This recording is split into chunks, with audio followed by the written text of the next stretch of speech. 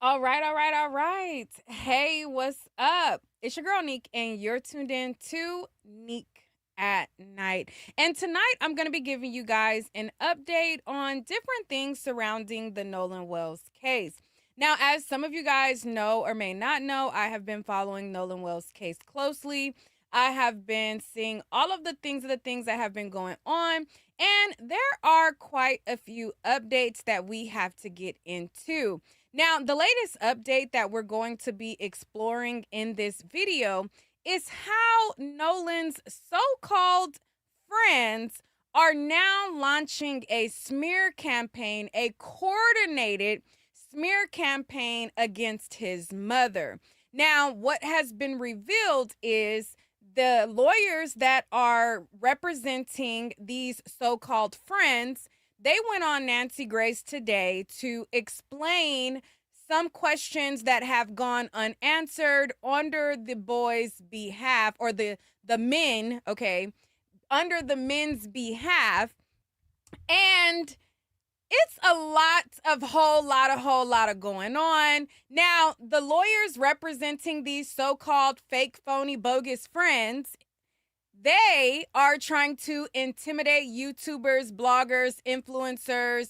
They are trying to make sure that the only narrative that is out in the world is the white narrative that they would like out there, okay?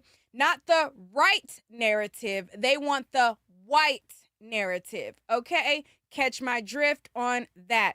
Now, hopefully the sound is coming through clearly because we have a lot to go over. But hey y'all, like the video as y'all are coming on in. It's been a while since I was live, so I might not be in the algorithm. Okay, so y'all got to like the video, comment on the video, engage with the video so that YouTube knows, hey, yeah, you know what I'm saying? We remember her. We back. We ready. We ready to get into this. So let me bring y'all up to speed. So if y'all didn't know, and maybe y'all do because people have been updating about this, and I'm a little bit late because, I had to unplug. I had to unplug and reset. And I went out, I went to Vegas, I hung out with friends, and I had to, step back from everything. And now I'm back. So, my plan while I was in Vegas was I was going to go live. I was going to bring y'all updates every single day, and that was my plan initially. Like, I'm like, you know what? I'm going to spend an hour a day with y'all, and then it just didn't happen like that. I decided as the days went on to just enjoy the moment, relax, unplug, and reset. So that's what I did. Then when I came back from Vegas, it was straight into mommy mode. I had to get my daughter ready, my baby's brother, ready for school because school started back. So last minute shopping, making sure, hair is together, fits are together, shoes together, all of the things. And so with all of that happening, now we're here. So if y'all could hear me clearly, put a 1 in the chat. Let me know where y'all are tuning in from. But these new lawyers that are representing these grown ass men that are saying that they were Nolan's friend are Tweedledee and Tweedledoofus, okay? They are so silly and it is not even funny. But let me share with y'all a few things. Okay, we got and thank you for the compliment on the hair. We got Cali, Florida, Indianapolis, Georgia, Charlotte. Okay, what's up, Issa? What's up, Unforgettable? Hey y'all.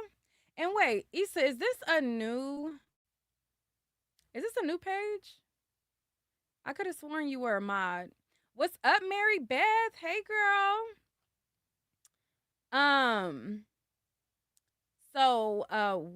Okay, wait. Hold on. Let me go up. Let me go up. Let me go up.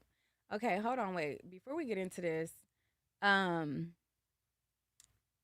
damn, I don't even. I was about to. I don't know how to say. Okay, vetin, vetina. I don't know how to say that. Unforgettable. Willie Wawa, what's up? Melrose Radio, Greg, hey. Janae, Mac Carter, the amazing Spider-Man, Afros and Hookah, Candy, T White, Kimberly, Smurf at 8774, Kiki. Wait, how did it go? Kiki, are you with me? Are you riding? I am blessed. Thank you for the compliment. Sherry Reed, Charlie, Queen Takia, Miss Hawkins. Let me see. Web family. Andrea. Is that Ty Sai? I don't know if I'm saying it right, child. I don't know if I'm saying it right. Um Oh, Kiki, do you love me? Okay, my bad, child. I'm getting Paula? Paula? Um Somebody said, I want to talk to you, but caution, I'm unwoke. I believe in people, not color. What does that mean? What does that mean? Bam bam. Douglas, what up? All right, so let's get into this. So, but I wanted to give some of y'all time to come on in because as y'all know, if I don't stream every single day, child, if I let any day go by, I am back to kicked out of the algorithm. I am back to up out of there. So, child, I was trying to let some of y'all come on in. I was stalling, y'all. I was stalling. But let's get on into it. Let's get on into it. So we're gonna start from the top. Um, hey y'all. Okay, so we're gonna start from the top. All right. Are y'all ready? Y'all like, girl, get with it. I'm sorry. I was looking at my hair. Anyways, all right, for real. How did my Ashley Janae coverage go? How did your Ashley Janae coverage go?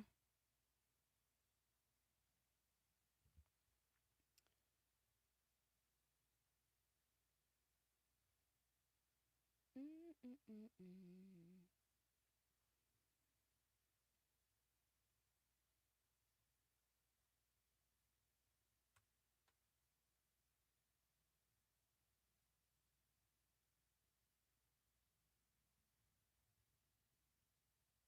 How did my Ashley Janae coverage go?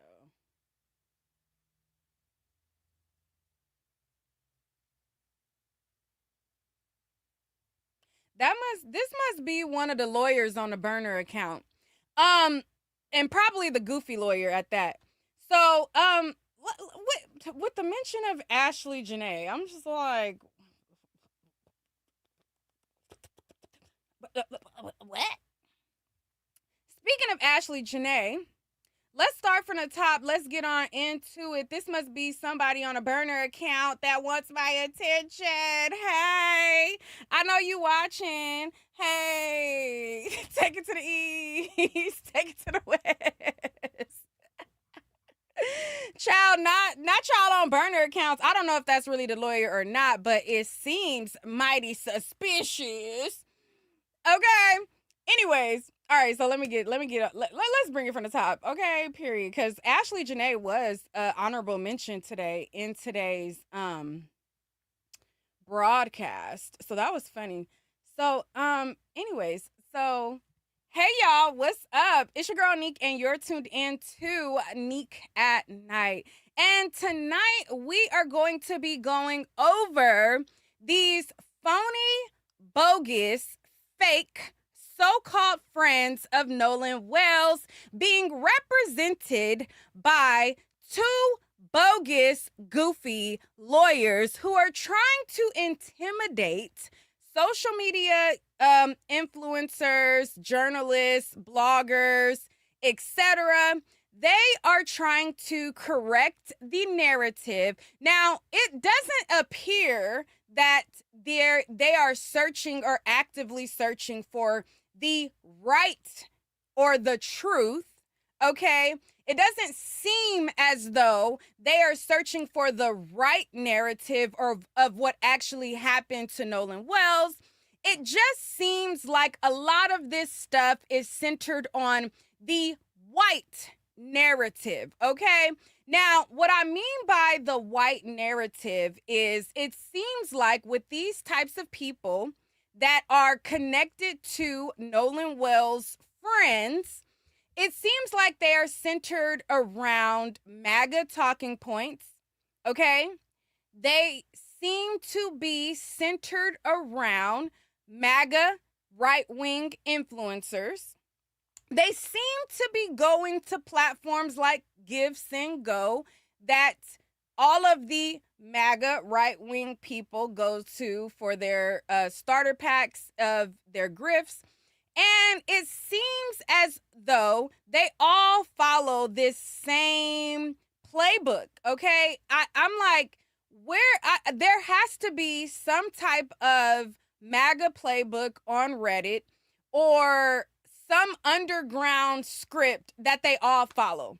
They all do something that seems as though it comes off like they are really racist, okay? And they use language that racist use, and in that they oftentimes to try to act or appear, okay, look, I'm not racist. You can't say I'm racist because look, I attach myself to a black person. They all do it, okay? So it's no surprise that these right-wing people who are creating gifs and goes and using language like the usual suspects and using language in their gifs and go that MAGA racists use, it's no surprise that they would align with a Batum Tatum because it seems like that's all of their scripts. Like I told you guys before with Austin Metcalf and his family, when they wanted to appear that like they were not racist, they aligned themselves with the closest bootlicker they can find and found somebody that was black to sit in with them. They oftentimes attach themselves in some kind of way. And so this is no different. So the so-called friends did another interview. But before they did this other interview, they reached out to their lawyers and they decided that they were going to revisit Horn Island. Now, I found it funny that every time there is an article, a written up thing that creates a narrative or what looks like PR, they always talk about, or recently since they got these lawyers, okay, and the lawyers are not new. Apparently, the one lawyer, Tyler, has been retained a day after the Nolan Wells. He said he was retained within a day or 2 days before Nolan's body was even found. He was already their lawyer. Found that interesting. But what we found with these lawyers are that they went to the island, okay? And when they went to the island, the source, okay, a source told TMZ that the boys were so emotional, right? When we hear these write-ups with these narratives that they're pumping out, we hear things like, oh, they went to Horn Island and they went back to the scene and they were overcome with emotion. But then we never get to see this emotion, right? So when Batum Tatum interviewed the boys, there was no emotion at all in the interview. We never seen them get choked up. We never seen any behavior of somebody that, like, oh my God, like this was my best friend. Remember, they're all trying to shape Nolan as their best friend, not an associate, right? Even though the way that Warren describes Nolan, he describes him as an associate, but he labels him as a best friend, right? So with their description of him being their best friend, there is literally no emotion, right? So they go to the island and suddenly TMZ has an exclusive. Oh, the boys went to the island. They're overcome with emotion. And I'm like, oh, it's mighty funny that every time they're so overcome with emotion, the cameras are off. Batum Tatum did an interview with Tristan, and we saw no emotion at all. Only emotion was anger to a grieving mom for wanting answers to what happened to her son. That's the only time we saw emotion, when he wanted to threaten Ben Crump and say, you don't know who you're messing with. That's the only type of emotion that we saw. We never saw any emotion for their so-called best friend. But they want us to believe, Batum Tatum, after he did the interview, oh, I seen these boys. They were overcome with emotion, right? We never see this. So conveniently, they go to the island. They're so overcome with emotion. They're so overwhelmed that TMZ had to write a headline about it, right? They then leave the island, and it looks like the same pictures that they have on this, what to me looks like a staged PR outing, or maybe the lawyers are trying to collect a defense and try to see how they're going to make their points. I don't really know. But it looks like the same outfits that they have on when they were so overcome with emotion is the same outfits that they had in this follow-up interview that they did with Batum Tatum. So I'm like, oh, okay. So they went to the island. They're so emotional. Clearly, we're going to see this newfound emotion in the new interview. So I say, you know what, out of curiosity, I don't really want to keep giving Batum Tatum views, but hey, let me humor myself. I just had a chance to meet you. And let me see if they have an ounce or shred of emotion. Because again, TMZ made it abundantly clear that they were so emotional, right? And I'm just like, when does the emotion start? Does the emotion only enter into the room when the cameras are not rolling? Or is this a fake stage PR stunt? Because if I'm so emotional about my best friend dying, as you guys saw, I have a best friend that was trans.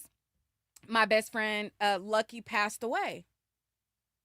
You guys saw me overcome with emotion several times, especially right after my friend passed, a month after, several months after, even still talking about my friend, I get choked up. But it barely hit a month. And you mean to tell me, and just so you guys see what I'm talking about, let me pull up this TMZ article, and then we're gonna walk through some things, because like I said, we have a lot of things to go over. So this is TMZ's article, right? And it says, Nolan Wells' friends overcome with emotion on return to Fateful Island. So one thing that I noticed right off the bat, where they're so emotional, is the outfit that this attorney has on, right? So he has on this doofus silly hat. He has on this outfit with this shirt and this shorts.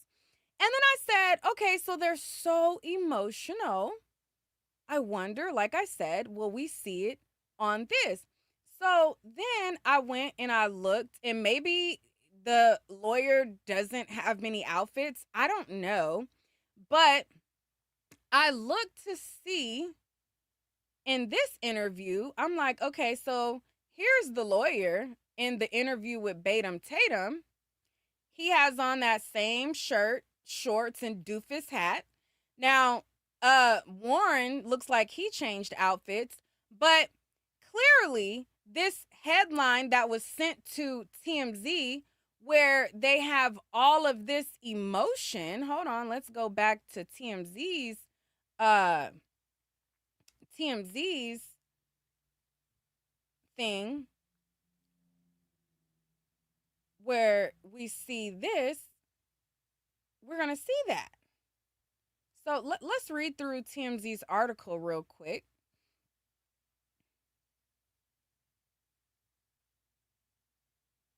All right, so let's go through.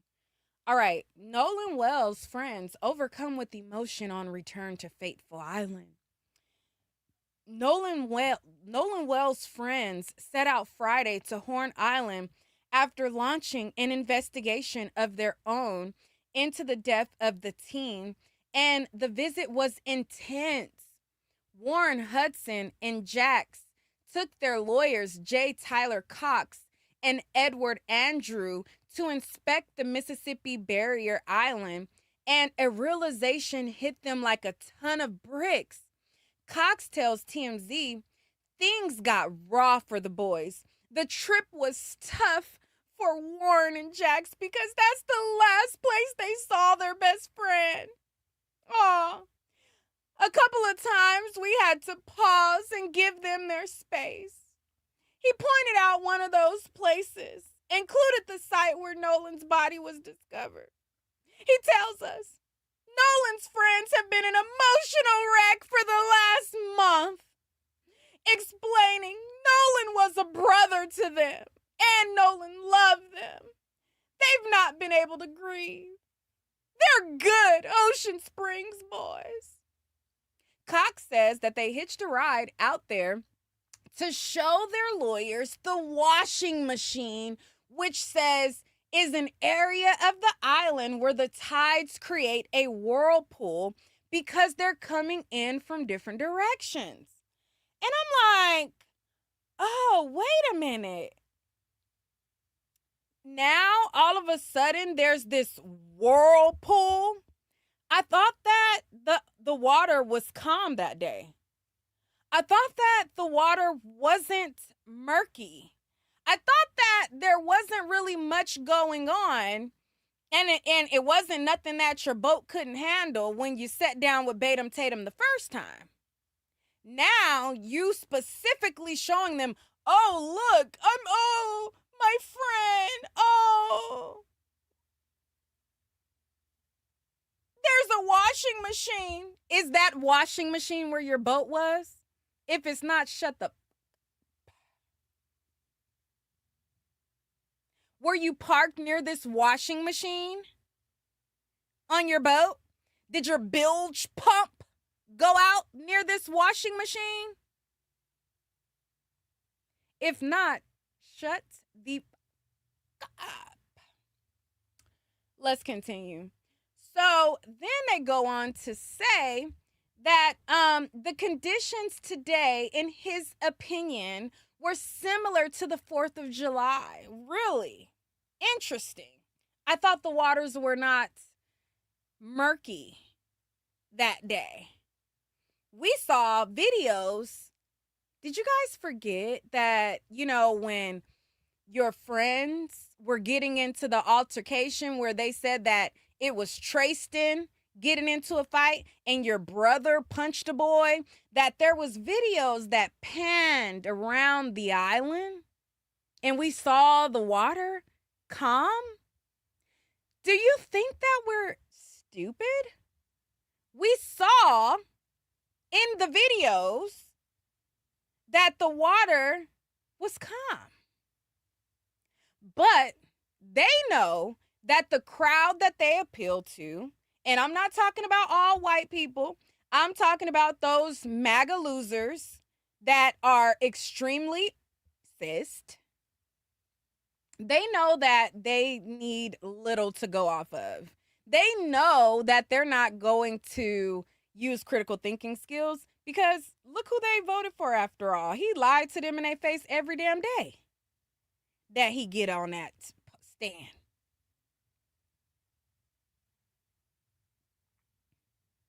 So they know that this group isn't the brightest. They go for anything that they're told. Oh, the gas is as lowest as it ever been. The gas food prices are lowest than they ever been.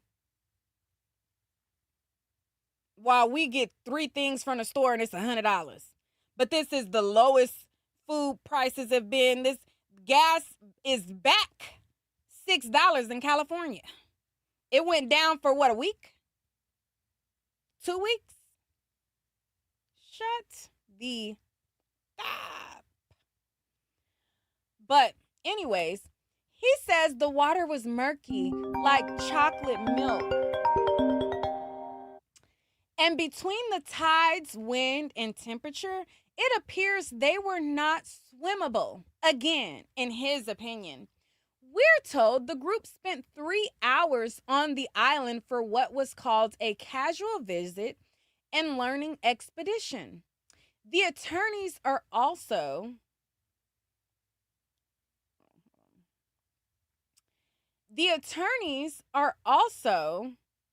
representing Nolan's friend Morgan Seymour, but they said he wasn't on the outing due to school responsibilities. As you know, the boys lawyered up after they say they received threats over Nolan's death, as well as accusations that they may have been involved. Warren's father, Benjamin, launched a crowdfunding site to cover the trio's legal costs.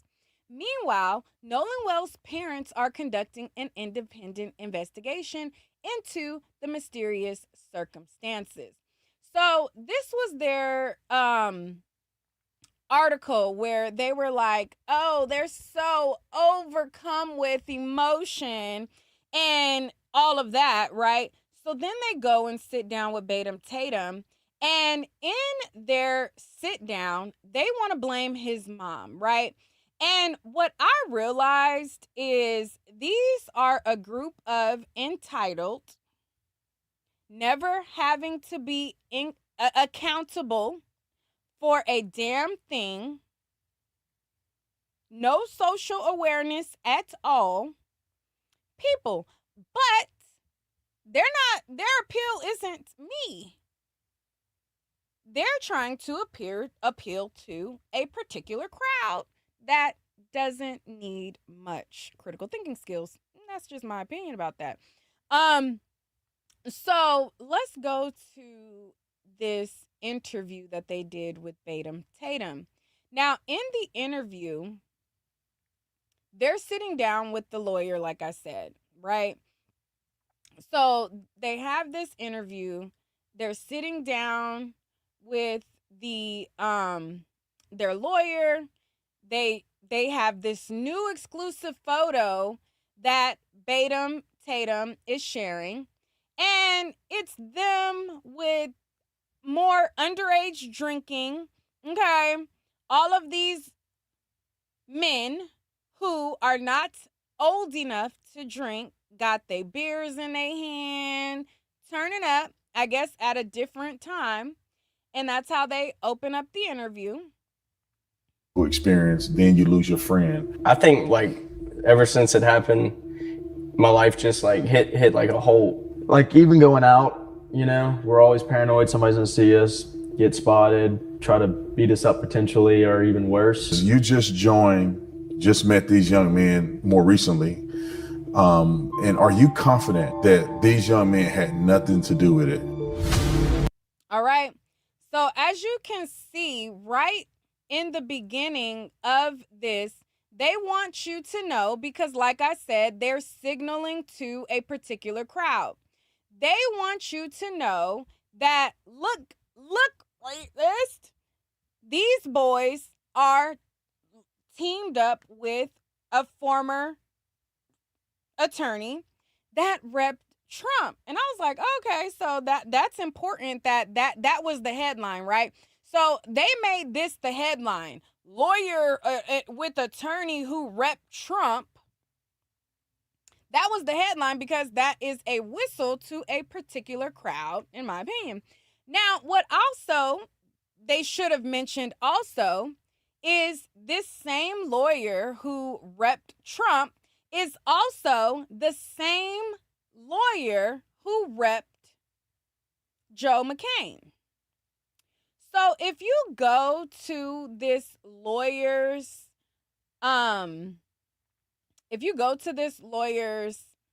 X account, you will see that the guy who was at the center of the situation with Ashley Janae, where the black woman who lost her life in Africa with that white man, Joe McCain, and everybody felt like this black girl didn't just take herself out after being engaged. Like, that didn't add up. Everybody was like, what? Like, that made no sense at all.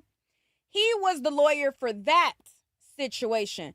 So I find it funny that they are claiming, oh, we're innocent, we did it, but they make sure to go out and get the guy who got the guy off or represented the guy in the other mysterious situation. Let me go to his X account. I had it pulled up, but let's go back. Let me pull it back up because it went off my screen. But let's look up Mr. Politic X account.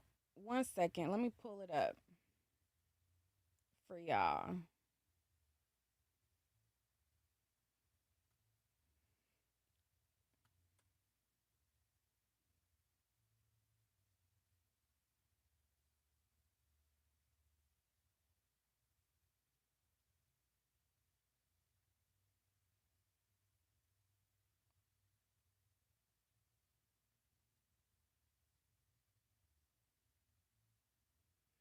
All right. So as you can see right here, this is the lawyer that was with them on the island. Okay.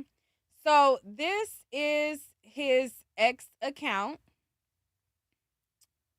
right here. Hold on. No, this ain't his account. Hold on 1 second.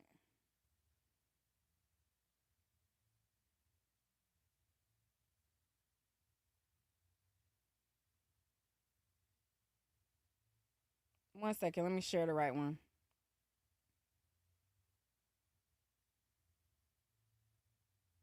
Okay, so this right here is his X account. So as you see, this is him, Edward Andrew, attorney. All right, so this is him. He is reposting bimbos and you see who they're aligned with, posting, that he's Trump's former attorney, breaking news, whistle, whistle to a certain crowd. Look, looky here, looky here. But if you go down his page, you will see this situation. All right. So this is the same person who was tied to this.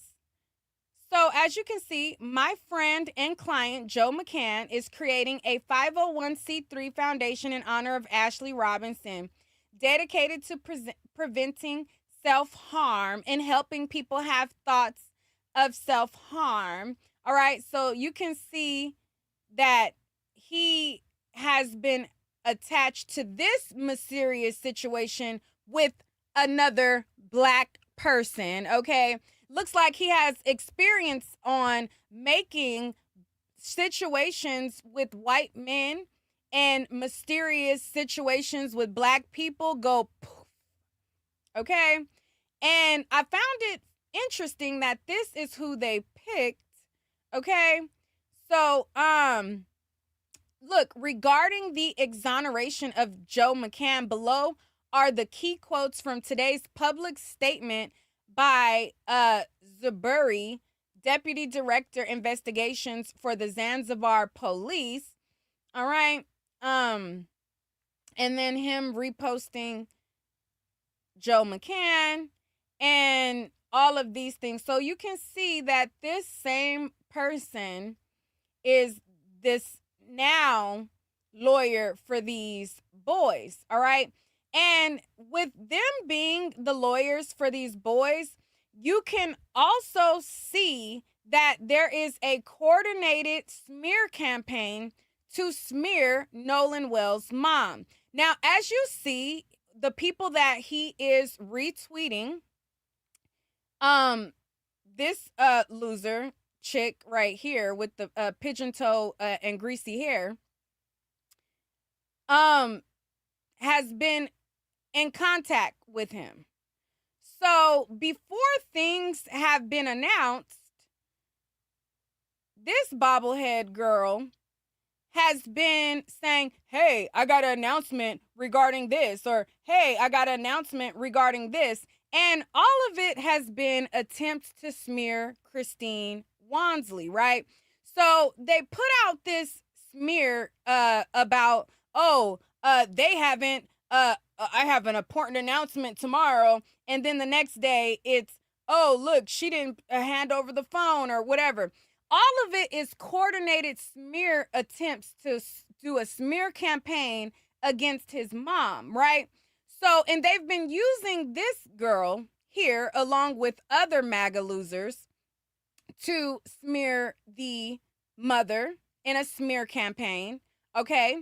And so she was coordinating with them, getting intel from them to disparage the mom. Okay. And then after using her and other MAGA losers to smear Christine, they went on Tatum's platform to continue the smear even further. And all of that is my opinion based on what I see. I see you aligning with this loser, and her whole goal is to smear her name, and she's getting intel from you. It looks like a coordinated smear campaign to me. Okay? And I'm not afraid of you motherfuckers to say what I think about it. That's what it looks like. You giving the bitch information. The information is, and the intent of the intended information is to smear the mom. It looks like a coordinated smear campaign on his mom to me. I said what the fuck I said.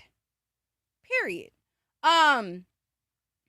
And so then they go further to do this on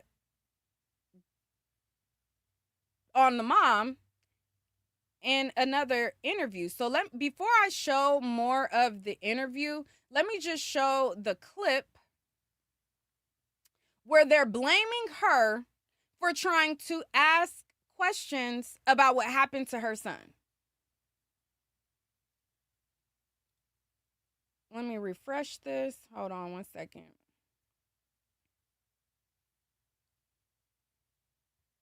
And shout out to everybody in the chat. Make sure y'all hit the like button.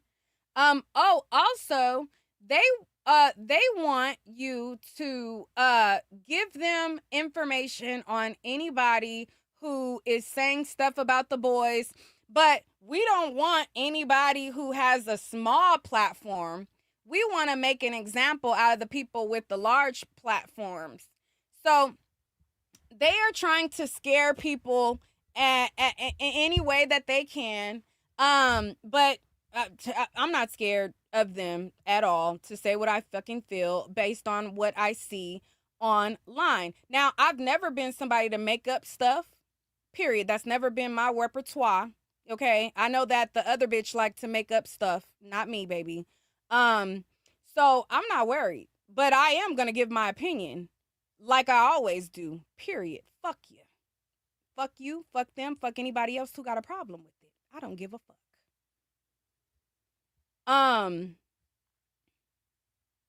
Take that. to the bank and cash it. Let me see. Why is this taking so long to load? I'm sorry, y'all. This shit is taking forever. Oh, here we go.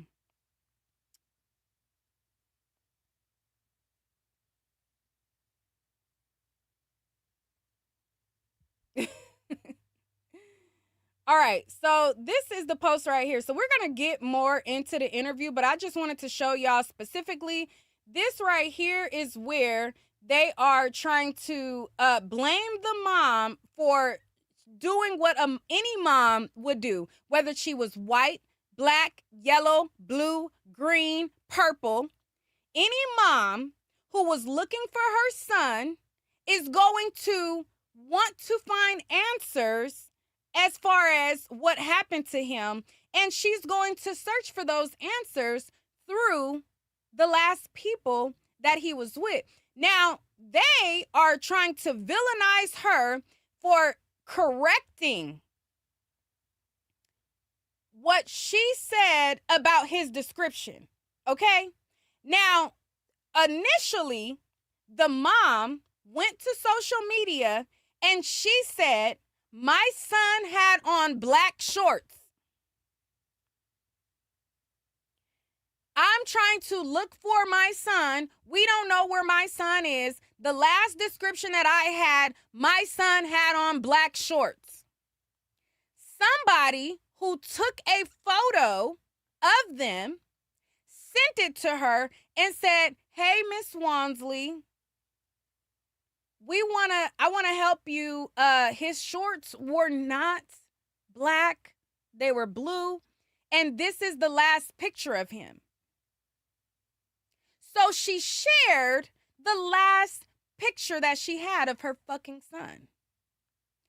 So these entitled so-called friends want to try to villainize her because they didn't have answers for what happened, and they still don't have answers for what happened to her fucking son. So they want to villainize her for using the last photo that she had to accurately show what he was wearing as a way to smear her name and discredit her and try to get her, attacked by their MAGA loser crowd. Now, again, all of this is my opinion, and I said what the fuck I said. What do you guys think that this should have been put out to the world? So, first off, I wish that none of this would ever happen. I wish Nolan could still be here with us today. But other than that, I feel like his mom blasting us on social media from the get-go, saying that he was out there with Warren and another guy. That's where it first started to take off. And then also the fact that she posted a picture of me and Morgan and another guy and Nolan on the boat together, blasting that out there, pushing this narrative, kind of, I guess. I wish that would have never happened either. I don't think if those would have never happened, a lot of this stuff wouldn't have been as viral. How do you? All right. So they're saying that her trying to accurately give a proper description of what her son had was pushing a narrative. Now, let me see if I can go to her page, and I should have had her page pulled up. But another thing that I also want to share too is Nancy Grace and others are using this photo and saying that this is Nolan, but none of them are reaching out to this guy right here who is saying that this is his brother. All right, so this person says, this is not Nolan. We have confirmed that this is my youngest brother, and y'all keep sharing this photo. I wonder if they have reached out to him because he is saying, and he is adamant that this is his brother and not Nolan on this boat. And somebody in the comments says that it was them who took this picture and everything.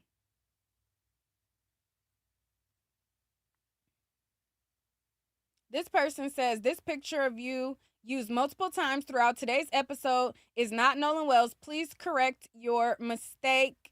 And none of them are correcting it or showing that they have reached out to them. Why? Because they want people to believe that this narrative that things are different. Now, also, another photo that has surfaced that they're trying to use as proof that Nolan Wells was on the island after 6 is this photo right here. So, this photo has now been surfacing online. And this photo with this group of people and this black boy, Nancy Grace also had this on her show today. And this was supposed to also be proof of Nolan Wells supposedly on the island at 6. Now, if you zoom in on this photo, the photo does not look like, hold on.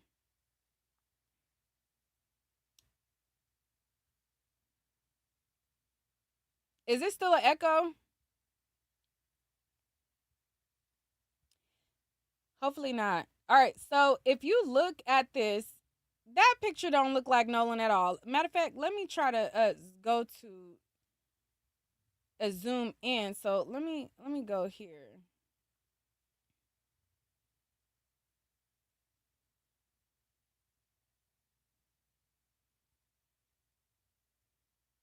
Hold on one second. Was there ever an echo? Somebody said there was an echo. Was there ever an echo? All right, so this is the photo right here. Now, if you look, that boy don't look nothing like Nolan.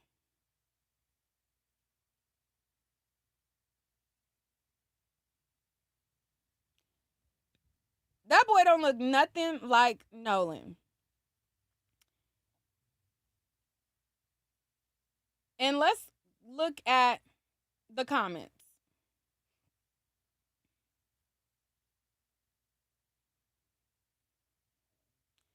This person right here, Michael Montgomery, says, it's not him. That is my son and his friend. Have they reached out to Michael Montgomery to see if this is his son and his friend? Now, I went to Michael Montgomery's page, and a boy on his page does look like it can be this boy. This boy clearly doesn't look like Nolan, but I wonder if these lawyers have reached out to Michael Montgomery because he's in these comments saying that this is his son and his son's friend. Now, over on Nancy Grace, she talked to these lawyers and they talked about this specific photo. All right? Let me go to Nancy Grace. And sorry if I'm all over the place, but child, these people make my blood boil. They make my blood boil. Okay, let's look at a little bit of Nancy's show.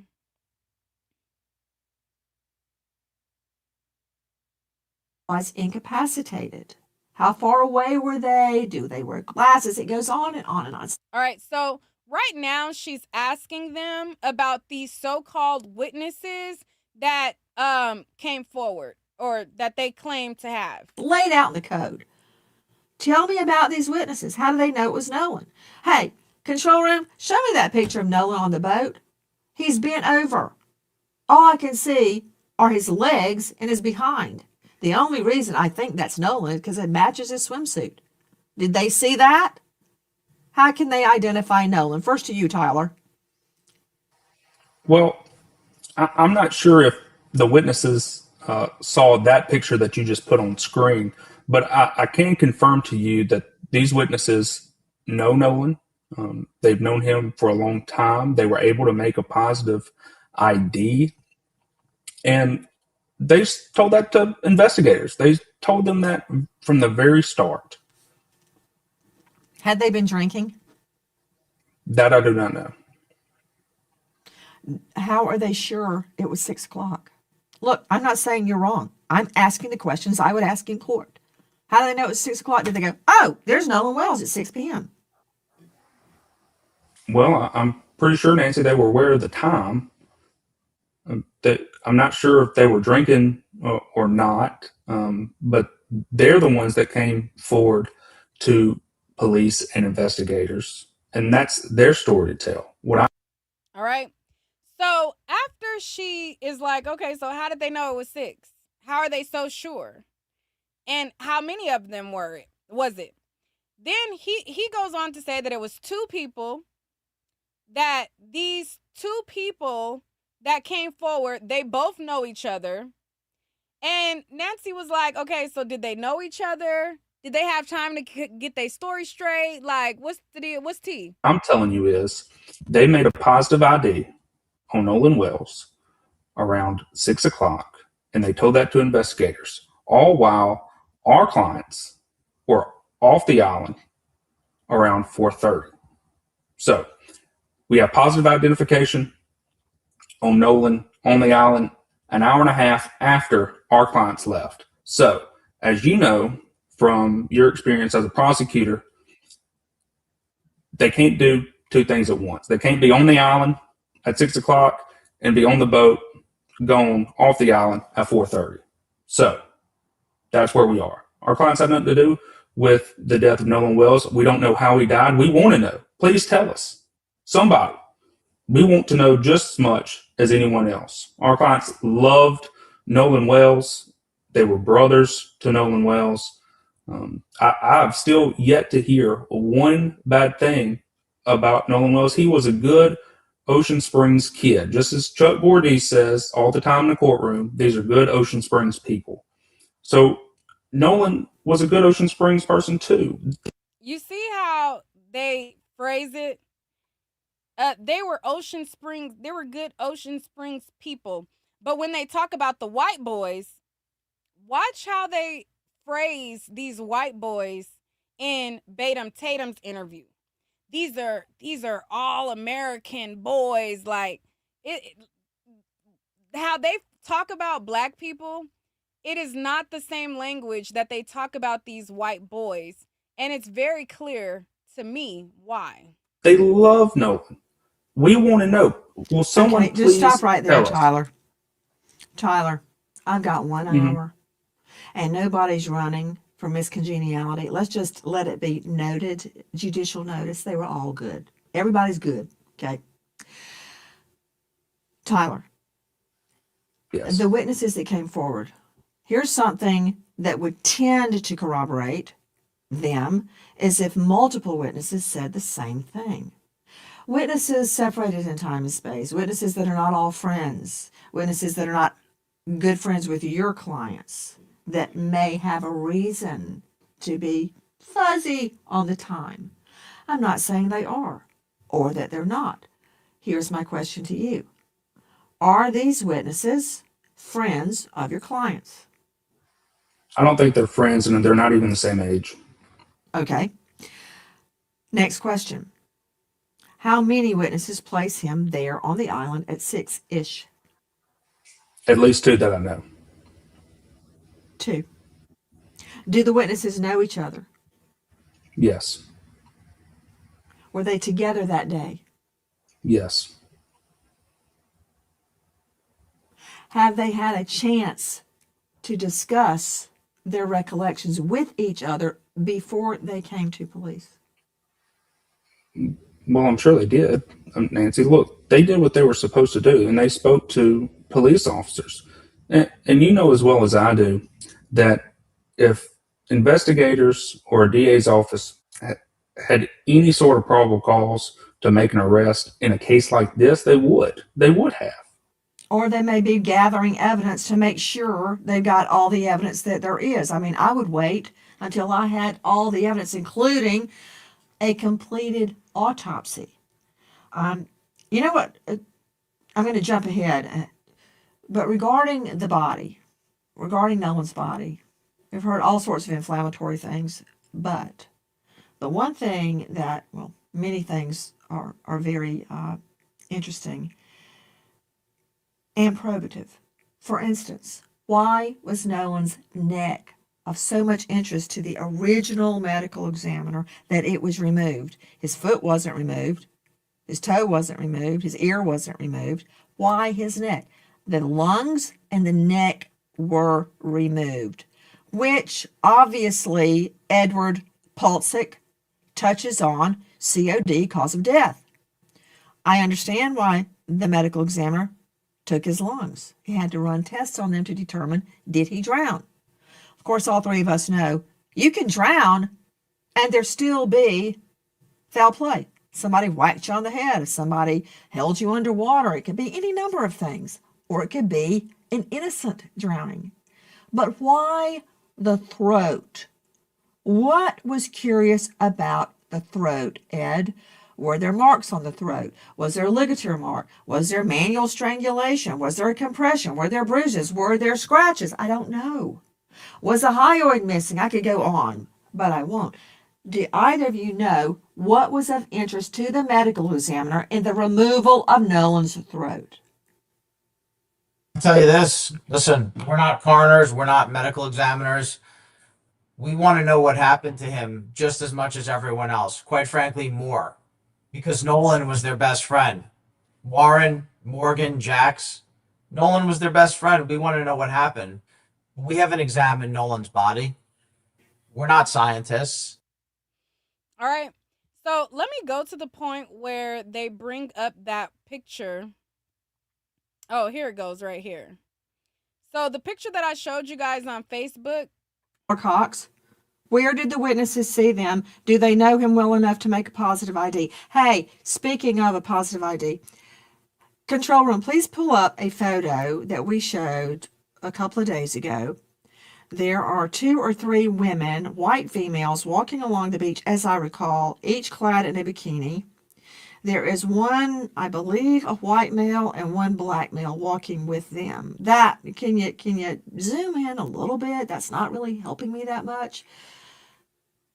For instance, did your witnesses know Nolan? Can they identify him? Because I'm looking right at this and I cannot identify if the male behind the female on the white, the female wearing a white hat, I can't tell if that's Nolan or not. It's a very blurry photo. I can't make it out. So, do your witnesses know him? I mean, let me see my guess, please. Mr. Pulsick, Mr. Cox, I know the two of you. I don't see both of them. There they are. The two of you have tried a lot of cases, as have I. All right. So that's when they brought up that photo that I had showed you guys prior. Now, let me go to the part where they talk about the boat. Now, the boat, remember when Batum Tatum said, didn't he say something along the lines that they have cooperated with investigators even with the boat? I have to look up exactly what he said. I didn't have time before this live, but I found it interesting that Batum Tatum tried to make it seem like the boat had already been investigated and that the boat was already excluded. That's the interpretation that I got from what I heard from him before. Now, I do have to go and look to see exactly what he said, but I found it interesting that there is a situation with this boat. There's audio, there is a disappearance, and this was the last boat that Nolan was seen on.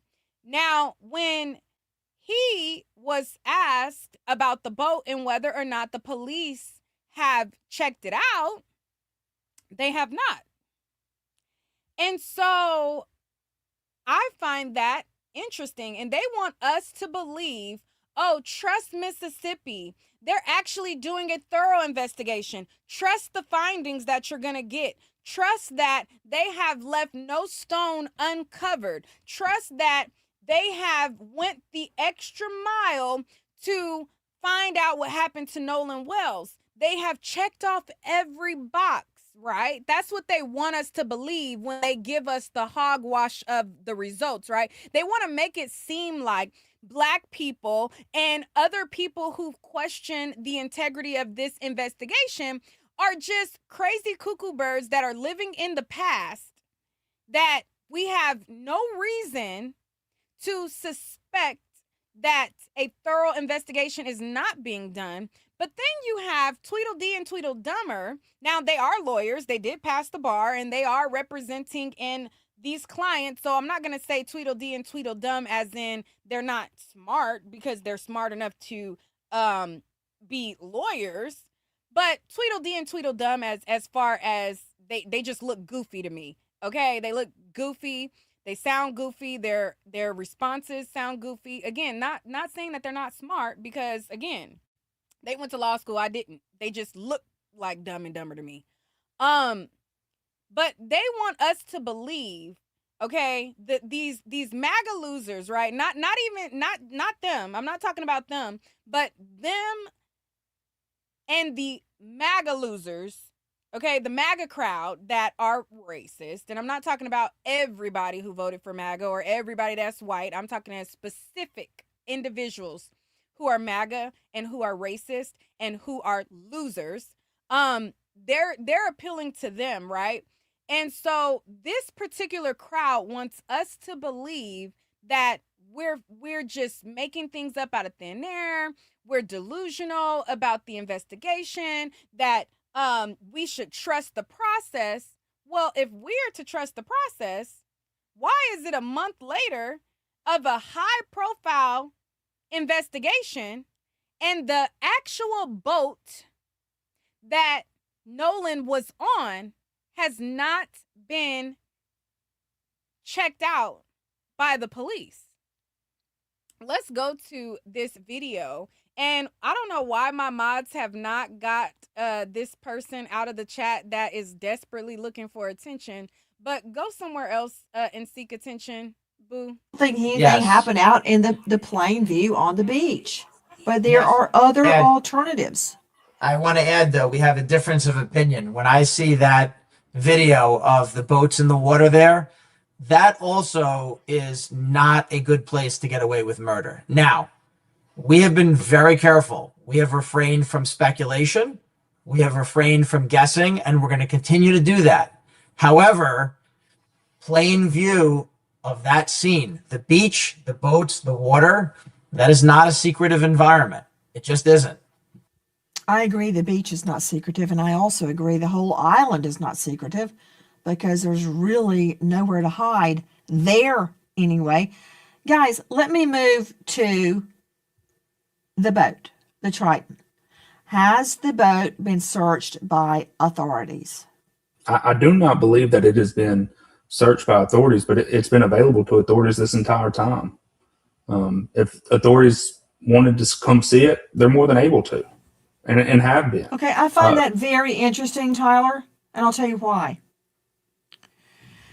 In so many cases that I've prosecuted and covered and investigated, you see defendants, targets, trying to get rid of evidence.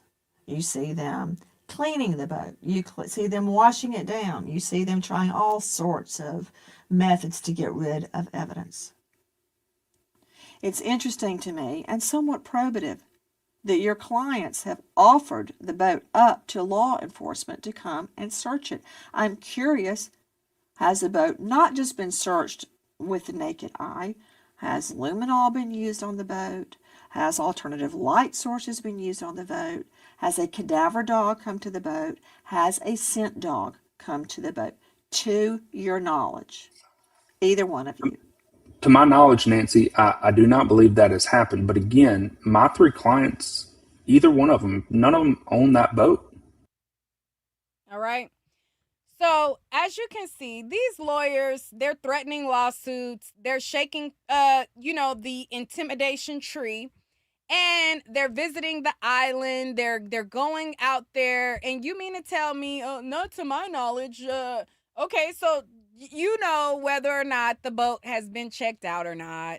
And Nancy Grace, she confronts them on that. Now, I am not a fan of Nancy Grace because I don't think that she is I don't think that she is, what's the right word? I'll come back to y'all. But I'm not a fan of her, okay? But she's interviewing them and she is asking the right questions. And if they want us to believe that a thorough investigation has happened, then by now the boat should have been searched. It should have been tested. Their word is not bond. Just because these good all American men said so is not good enough, okay? And because the boat has not been checked out, that to me tells me a lot. Because how do you not check the last place Nolan was? Even if you believe their word, why not do a thorough check and double check and make sure? Is it because... never mind. Let's continue to listen. So if it has, you would have to ask the owners. Tyler, do I look like I just fell off the turnip truck? Maybe I do, because we did sell turnips at the farmer's market when I was growing up. That said, you telling me my clients don't own the boat, so you'd have to ask the owner. Come on. You and Paulsik know if the boat has been searched. You know if cadaver dogs or scent dogs, luminol or alternative light has been used on the boat. Can you just tell me? Yes, no. It's not your client's fault. It's law enforcement's fault if they haven't done it. If authorities thought that there was something to find on that boat, don't you think this far out they would have already done it? I would think in the ordinary course of an investigation into potential foul play, I would have gone out there and done it. Just But if you believe there was potential foul play. just to say I searched it and it was clean. I didn't find any blood. Well, Nancy, you're asking a valid. Hold on. All right. So that tells you everything that you need to know about this investigation. To me, what that sounds like is they are not looking into every stone and turning over every leaf. And I wonder why. Okay? I wonder why before they even did an autopsy or any type of investigation into his death that they immediately said that there was no foul play. And I wonder why a month later, after the death of Nolan Wells, that there still has not been a search of the boat that he was on. I wonder why these things are happening. Now, my guess, You're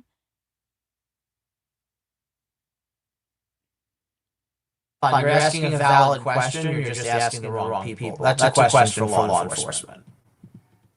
To your knowledge, has it been searched? Have you been told by anyone that it was searched? I don't have any involvement in the law enforcement. I don't have any involvement in the investigation. I'm We're gonna tell conducting you our own guys now. investigation. You can take it how you want. We're conducting our own investigation. Attention, homeowners. all right? So, bullshit. Anyways, so also another thing that they talked about in this interview was the polygraph test, right? So remember when Batum Tatum went on Nancy Grace and he said, oh, all of the boys except for Warren did a polygraph test, and then he went back and changed it and said that it wasn't a polygraph test when Nancy pressed for more, and she was like, oh, so they took a polygraph test, and then he went back and he was like, oh, it was a stress analysis test.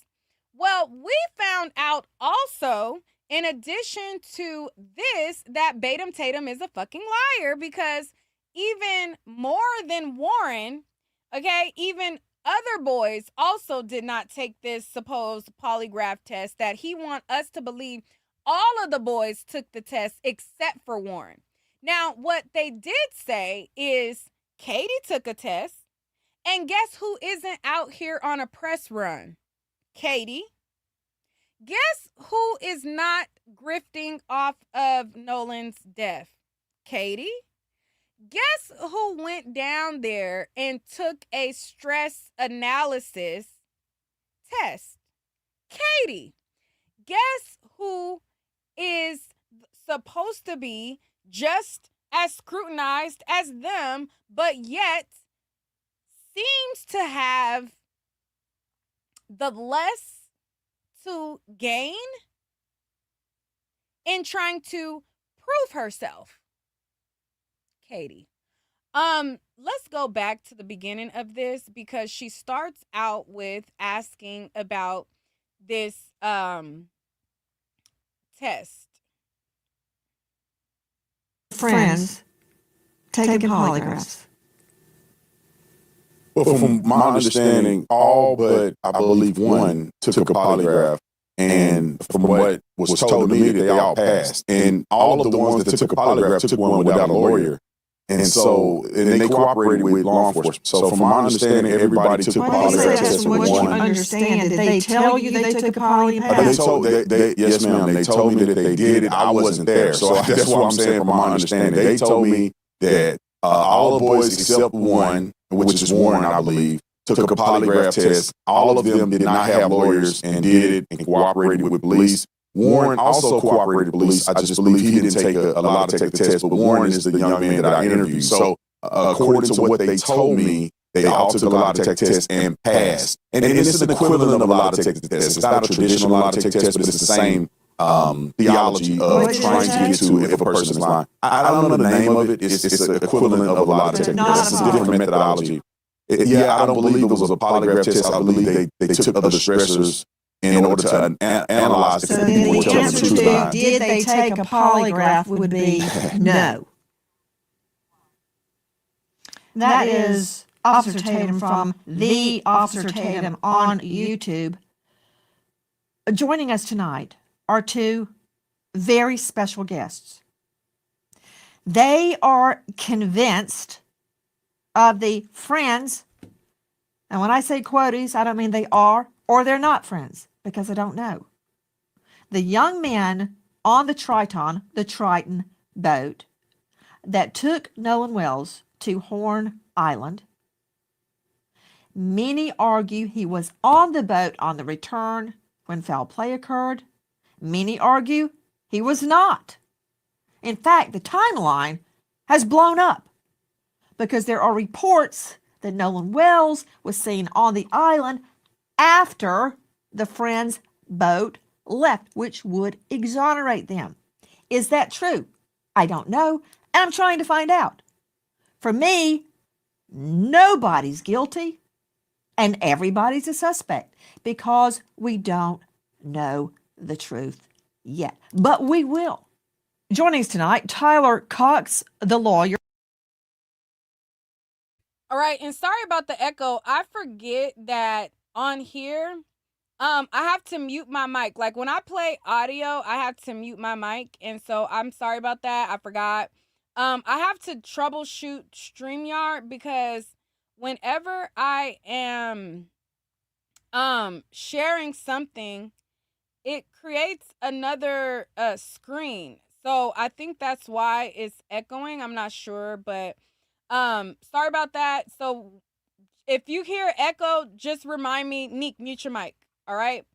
So let's continue. So as you can see, she started out with the assertion that all of the boys took a poly except for Warren, and then Tatum did a correction and said that it wasn't a poly, it was a stress analysis, etc.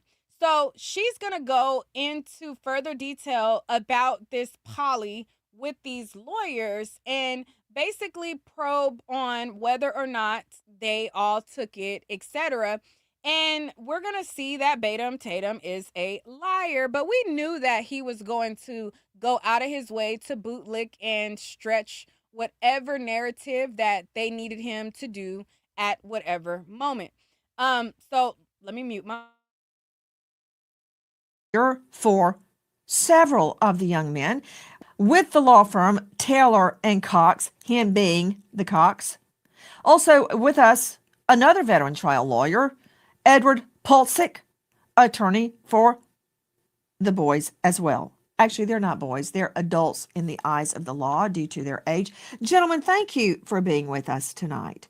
My first question to clear up this matter: have your clients taken polygraphs?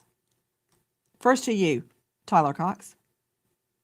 Nancy, my clients have not taken a polygraph test. And I can tell you why. Because any lawyer worth their salt is going to tell their clients not to take a polygraph test under any circumstances. Two of my clients went in and made statements with me. We're not going to make I'm not going to do a polygraph test because, one, as you know, they're not admissible in court. And so it wasn't going to be admissible anyway. You should never, ever, if you're a lawyer, allow your clients to take a polygraph test. Now, we allowed investigators from the jump to have access to their phones, their Life 360, everything. We have cooperated implicitly every step of the way. But no, they didn't take polygraph tests. But what I'll tell you is one of the other boys, who I won't mention their name, but I'm sure that you've heard, took one. The girl that Nolan was with took a stress analysis voice test, and so did the other boy. So that's the test they took. Both of them passed. And so, again, no lawyer worth of salt is going to tell his clients to take a polygraph test or anything.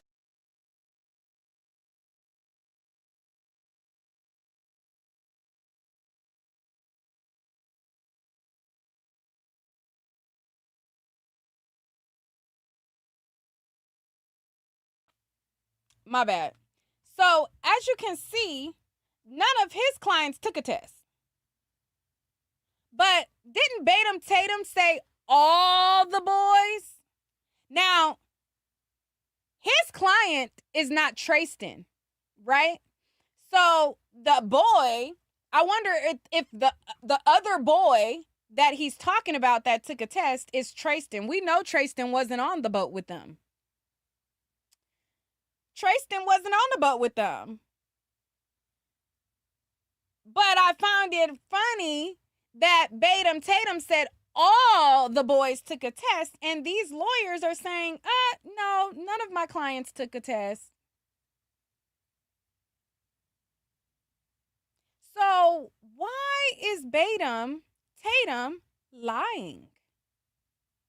I mean, we know why he's doing what he's doing, because he is going to do whatever he has to do to create whatever narrative he has to do at the time, even if it makes him look stupid in the end.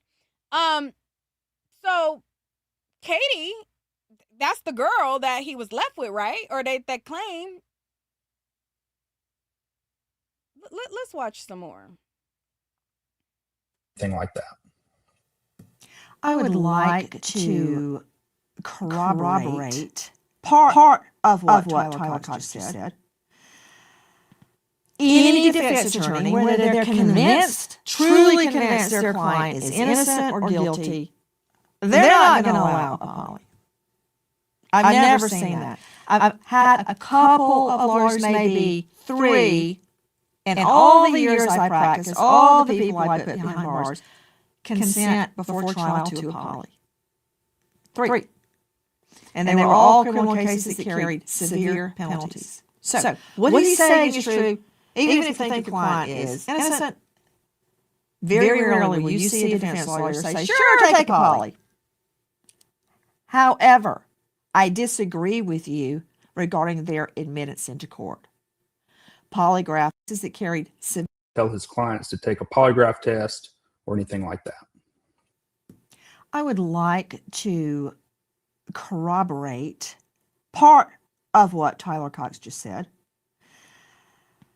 Any defense attorney, whether they're convinced, truly convinced their client is innocent or guilty, they're not going to allow a poly. I've never seen that.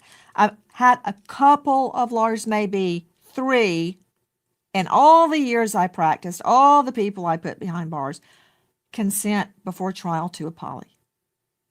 3. And they were all criminal cases that carried severe penalties. So what he's saying is true. Even if you think your client is innocent, very rarely will you see a defense lawyer say, sure, take a poly. However, I disagree with you regarding their admittance into court. Polygraphs are allowed in civil trials. O.J. Simpson, he flunked horribly.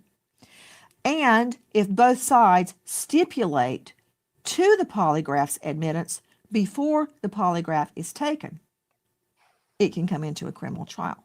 The reality is that never happens. That never happens. Right. At the time that we first cooperated with police, the first very week, the days after, just 1 to 2 days after the disappearance of Nolan Wells, we're not thinking about a civil suit. We're not thinking about that. We're thinking about how can we provide as much information to authorities so that they can find Nolan Wells. All right, so as you can see right there, he says 1 to 2 days after his disappearance, we're thinking about how can we give them information.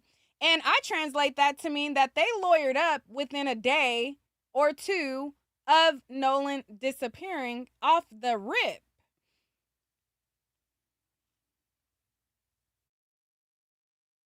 And it was not until after we spoke to officers and investigators that Nolan, unfortunately, his body was found on Horn Island, washed up, and it's unfortunate, and I hate that for Nolan because by all accounts he was an incredible person. He was just truly remarkable in almost every sense of the word. But I mean, we're not thinking about a civil suit. Oh, Nolan was such a remarkable person. He was so remarkable, so loved, so adored, such a brother that his brothers would create with their attorneys a coordinated smear campaign against his mom. He was so loved that you guys will go out of your way to reach out to MAGA loser influencers to smear his mom's name because she wants to know what happened to her son. He was so loved. I loved him so much. You know what I'm going to do?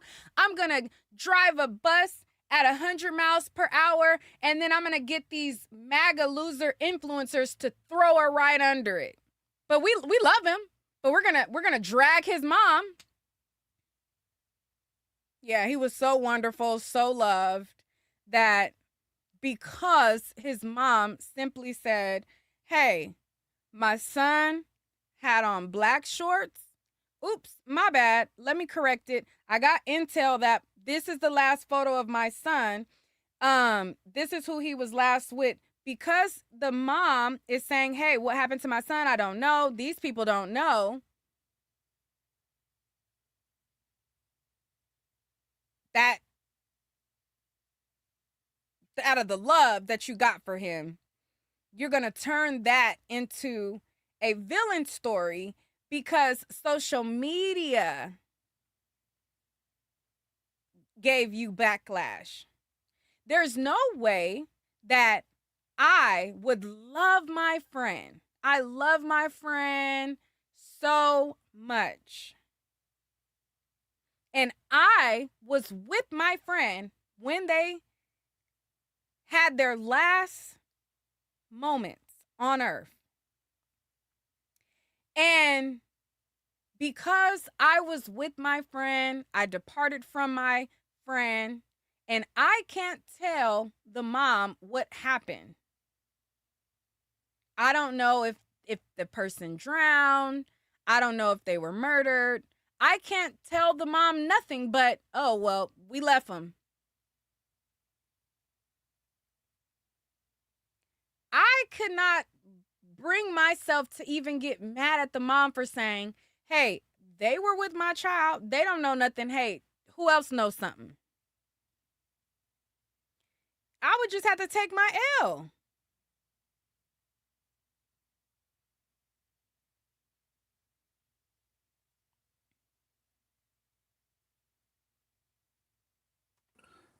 At that point in time, we're trying to help authorities find her friend, who we can't find either. Edward Pulsick joining us in addition to Tyler Cox, both of them veteran trial lawyers. He is with Taylor Dykema.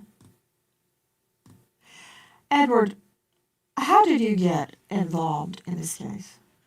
Well, I'd rather not talk about that. I can just tell you this. I can tell you that it was through a friend of a friend. You're kidding, right?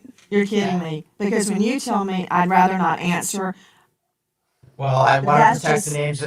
I igniting me to find out how you got involved in the case. Well, hold on. I can tell you a little bit more. I can tell you this. I can tell you a close friend who knows the Ocean Springs, Mississippi community very, very well, is from the area, connected me to a friend of his, and then I found myself speaking to Tyler here, and Tyler and I instantly became very close friends. We both have blue pickup trucks, so now we're the Blues Brothers. We just became very close. We hit it off. Yeah, we hit it off, and a friend of a friend, and you know, all of the other MAGA loser influencers that do these coordinated smear campaigns when there's a black person involved in these other cases are the same ones that we conveniently link to also. It's all funny. Um but anyways, sorry if there's an echo, but that's that. So, let's go to this interview with Batum Tatum, right? Um let me pull that up, and I don't know why why it started to do this echo when I put something on. Maybe it's because I'm using the Roadcaster. I don't know. But let's get into this. But before I get into this, do y'all have any thoughts on this? What are y'all thinking about? What are y'all feelings about this? Because I've been seeing all of this, and like I said, I had unplugged for a few days. Okay, I seen all of these people. Oh, make sure you take screenshots, and we're building a Dropbox. Bitch, build one on your own self. Okay, build a Dropbox on all the times that you did nothing that was even remotely close to a journalist or an investigative journalist, bitch. Do a Dropbox on why you failed. Never mind, child. Honey. Hey, Medea, how you doing? Let me Let tell me you tell you something. something. I've been I've looking been for looking for you. you. Hey, boo. Every night Every I'm night like, I'm like, where's where's Neat? Neat? Girl, I had unplugged, but I I was get coming. it. I get it.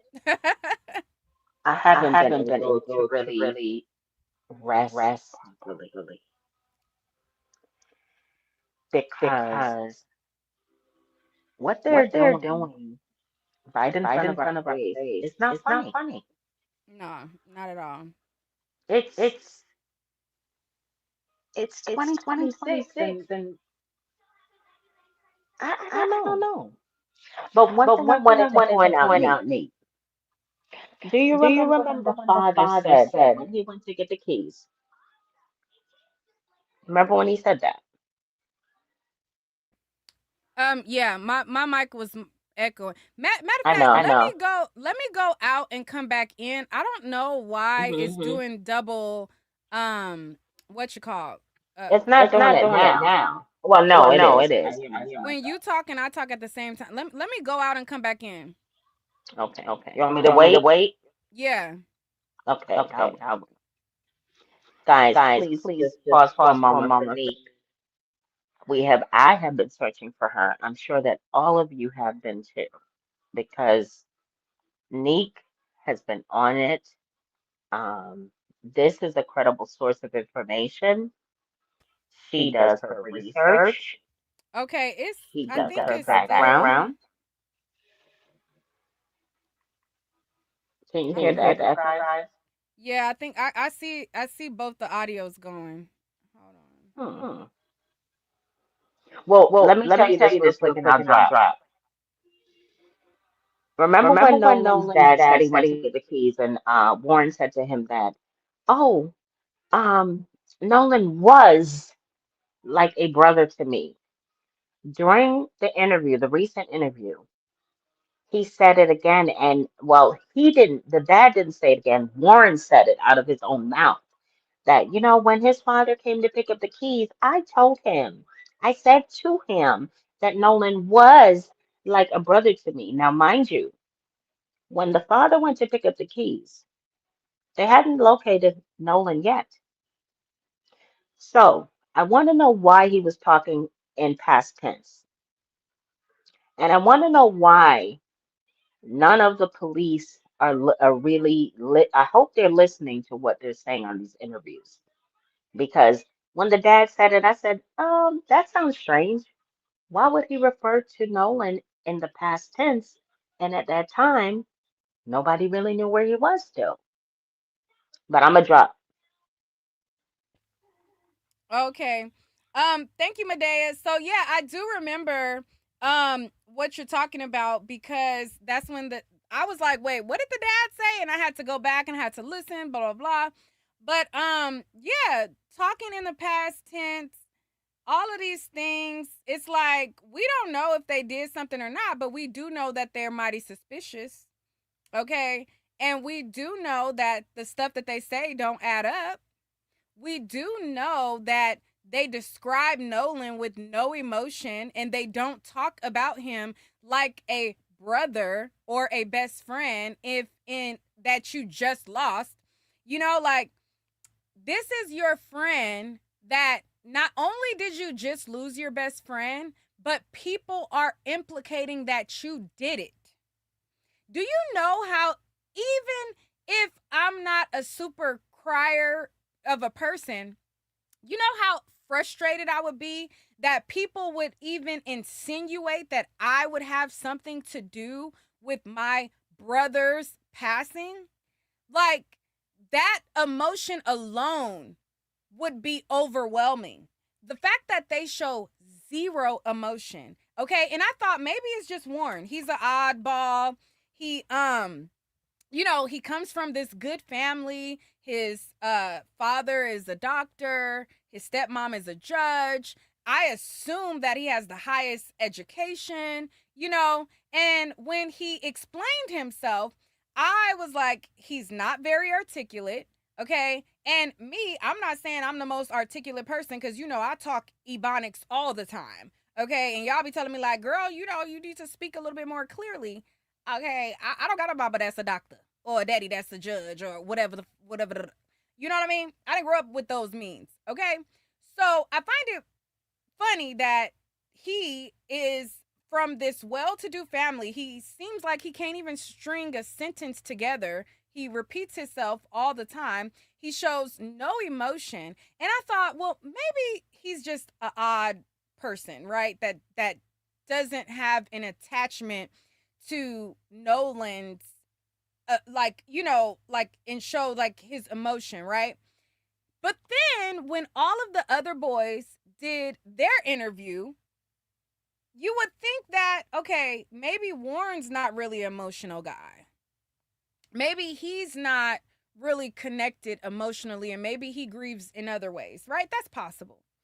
But then when you get the other boys all talking, none of them have any emotion. None of them. None of them. And I find that to be strange. This is your brother. Your best friend, he died. And not only did he die, people think that you did it. Can you imagine your brother, your best friend, somebody that's your ace, die, and people think that you had something to do with it and you didn't have nothing to do with it? And then not just you, but everybody who he's a brother of, they just doing videos talking like it's a regular. Oh, we are so mad that people made this a race thing, and we feel like, just blabbing these talking points that it sounds like come from the lawyer. But even when they're robotically rehearse, reciting these what sounds like rehearsed lines,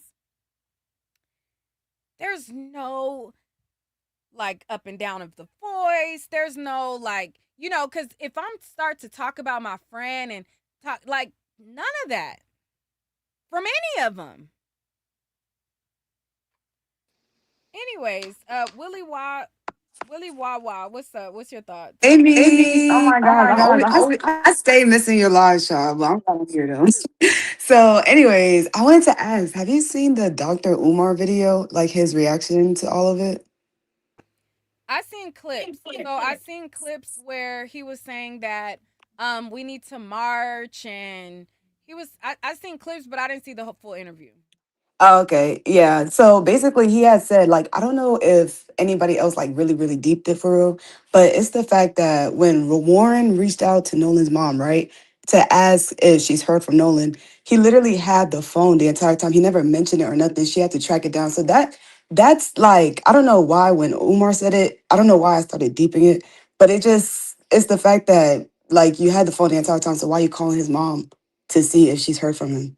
How would he have called? Like, I don't know, but they definitely do sound guilty. I just wanted to hop on here and just say something because I've never been on here before. All right, thank you so much. Because it's echoing, I can't talk and you talk at the same time, so I gotta wait for you to complete what you say and then, reply or whatever like that. But Okay. but yeah, I did see a lot of people say, how do you expect him to hear from his mom if you have his phone, yada yada yada. And I do think Hmm. that people are making a valid point. However, just even though I think that his friends are full of shit, that's even a point that like my mom, she would always make that point too. She would say, well, how do they expect him, like how he gonna call his mom if y'all got his phone? um and just my thought to that, it just, if I'm being honest, because that's what I do here. I'm not one Yeah. of the loser MAGA influencers that can't have an honest bone and be fair. Okay, because them bitches stick to one narrative, and that's just to slaughter the black community and frame anything as negative. But me, I'm able to be fair, right?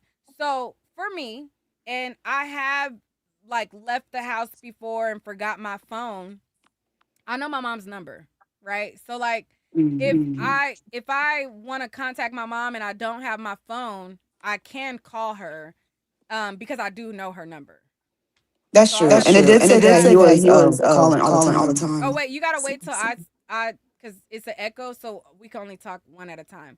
But yeah. So just to be fair, like I know my mom's number, so if I'm ever stranded, my phone goes dead or whatever, like I can use somebody's phone and call her. But I'm gonna mute and then you can respond. Oh, okay. I was gonna say, yeah, I actually agree because now that I think about it, they did say that Nolan would always like text his mom whether he was good or whether like every day, like all the time. So I guess yeah, that's not far fetched for him to know her number. That's true. But that was it though, so I'm gonna go ahead and step down, girl. All right, thank you so much. I appreciate you coming on. But yeah, so unlike the other bitches that can only follow a script, and that is to slander the black community at any cost and never be fair or objective. I could be fair and I could be objective. I'm not one of them. New religion. What's your thoughts? How you doing? Um, what I've noticed from this Nancy Grace interview, I learned so much. I just want to know, like that video they're showing to prove that Nolan wasn't on a boat. Why can't we get a timestamp for that? Like Tatum was supposed to give, I believe it was Trent out loud, an interview and produce those receipts. Harvey on TMZ said, "Yeah, it's timestamped," but he was like shied away from it.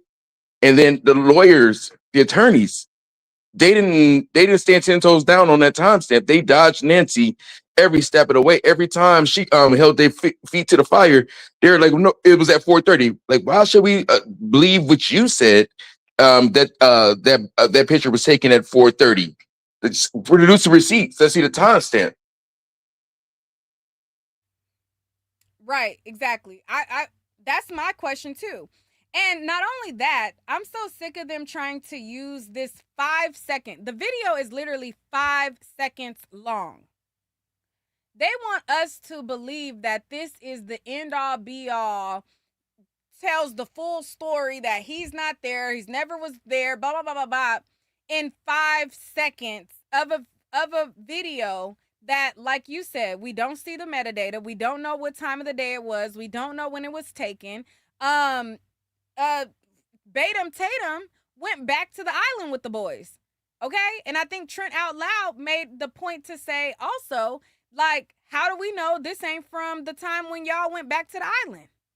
That day when you did the interview, how do we know when this was taken when there's no metadata to provide and corroborate? How come you are so quick to show us at 9 a.m 10 a.m when they get to the dock, but not show us the footage when they came back? All of that is telling you a lot. It's very telling.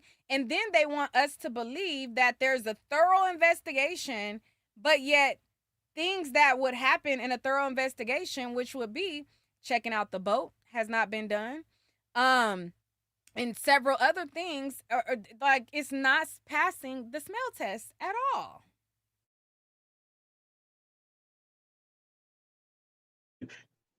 Okay, so yeah, I was just about to touch upon that because I was shocked when when the lawyer said, "Yeah, they could have been searched the boat. The parents gave permission for the boat to be searched." I'm like, so it's been a whole month. Now, if these people was going to hire a team to clean and do anything, it's the perfect time to get rid of evidence. That should have been on the second they found Nolan's body.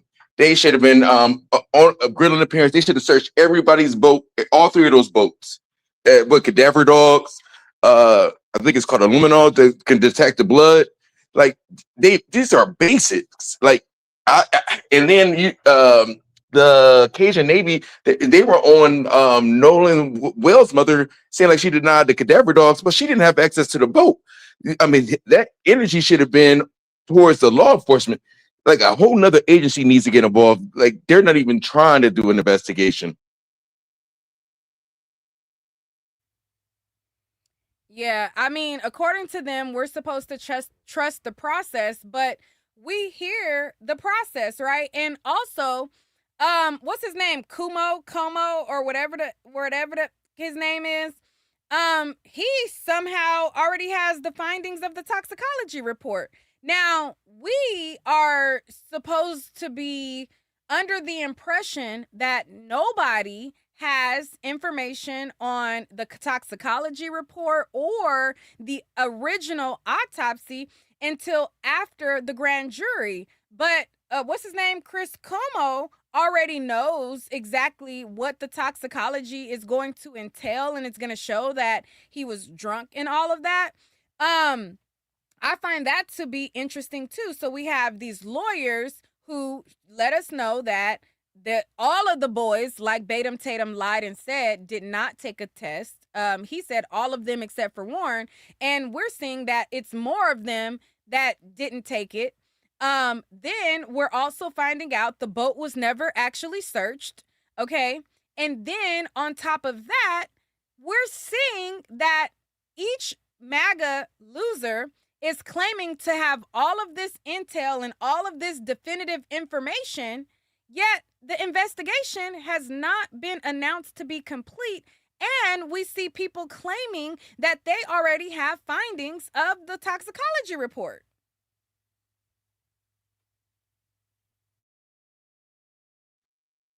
So Chris Cuomo's coming off as a real creep too. He was his coverage has been very biased. But however that he got that information, if it's true, because everybody, 'cause I remember Batum Tatum was sitting there saying that there's going to be cocaine and all this stuff. So I don't know if he's just I don't know how trustworthy his whoever leaked that is, but I mean Chris Cuomo's a pretty big journalist, so I doubt that he would just come out of his neck and do that. But it is very sketchy. And the other thing, the two witnesses, like these two witnesses that so happen to know Nolan very well. Did y'all call his mother when he was missing and tell her y'all saw him around 6 o'clock? Like when did they come about? Like the math ain't math. And when all this was going on, before the heat even got on these boys like that, did you call Christine and tell her, hey, I saw Nolan around 6. He was really drunk, or I saw him around 6 and he was cool. Did y'all contact the mother? Like when did they contact the law enforcement? So, according to them, they contacted the mom around 11. And we're supposed to give them the biggest pat on the back because they called her at 11. And we're supposed to look at, according to the MAGA losers that are racist. Again, I'm not talking about all white people, and I'm not talking about everybody who voted for MAGA, even though I'm not a fan of MAGA. I'm talking about a specific crowd, right? The MAGA losers in the crowd that I'm talking about, they want us to look at his mom sideways because the judge said a very condescending message to her. Oh, if and when you want to talk, I'm here. Bitch, that ain't how you address me when my child is missing. Who the fuck are you talking to? Right? But they want us to believe, oh, his mom not searching for answers because she didn't respond to a condescending MFer coming at her after her son done disappeared, and they already declaring that there's no foul play, and they haven't had enough time to figure out what happened. And now that we have even more time, there's been a month since his death, we find out that there ain't been no search of the boat. We find out that certain things are not what it is, and we see a smear campaign. Tank, welcome in. Now, y'all let me know what y'all think as far as that. I'm a mute. Hey, Nick, so good to see you. Good to see you, my chocolate queen. Hello, everybody out there in the comments. Now, listen, I'm just gonna say this because if as you can hear my voice, I was born in Mississippi, and I think I really take just a lot of it's just a lot of passion. I don't blame you, Nick, for like checking out for a couple of days because it becomes to a point. You look at Trey Reed, you look at Tasia Fortune, you look at Nolan Wills, you're looking at the person that actually decides on what the unaliving is.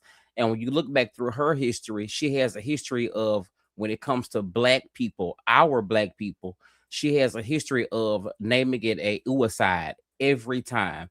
And a lot of times when you look at this stuff like this, they try to name it a unaliving or suicide because anytime when you're looking at things in cases of when it comes to just race off of white and black, they do that because in the South, that's the quickest way for you to cover up an murder.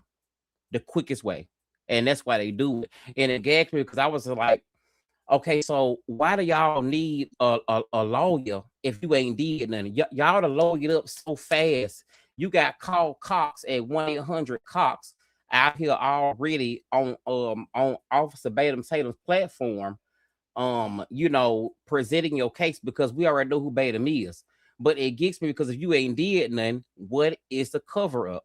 Like you had said earlier, if it was my friend, I lost one of my friends, one of my dear friends I grew up with from kindergarten all the way through high school. And when she passed, I was literally just distraught. I can go to my high school that first week after she passed, rest her soul, and I could just break down. You're telling me if this is your so-called brother, this your so-called friend, I don't even think I'll be at a mental space to even be want to do interviews and talk about you without even crying. I ain't even seen now one of them really had no tears unless just some call Cox tears. You know what I'm saying? That gags me, sis. I haven't seen them have no tears at all. Like not them not really have tears. I haven't even seen their voice crack, okay? And again, everybody does not mourn the same, everybody doesn't grieve the same, and everybody's not criers, right? Some people get angry. Like, everybody shows different emotions at different stages in the grieving process. But we've seen them, we see that TMZ says that they're so emotional, but we don't never see it when they're on video.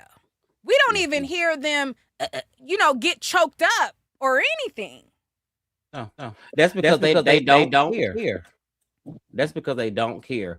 They're not showing the emotion, like, you know what I'm saying?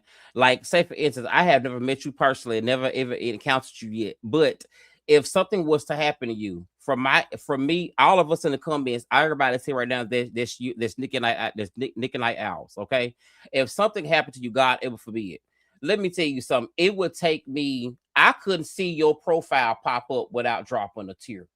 You know what I'm saying?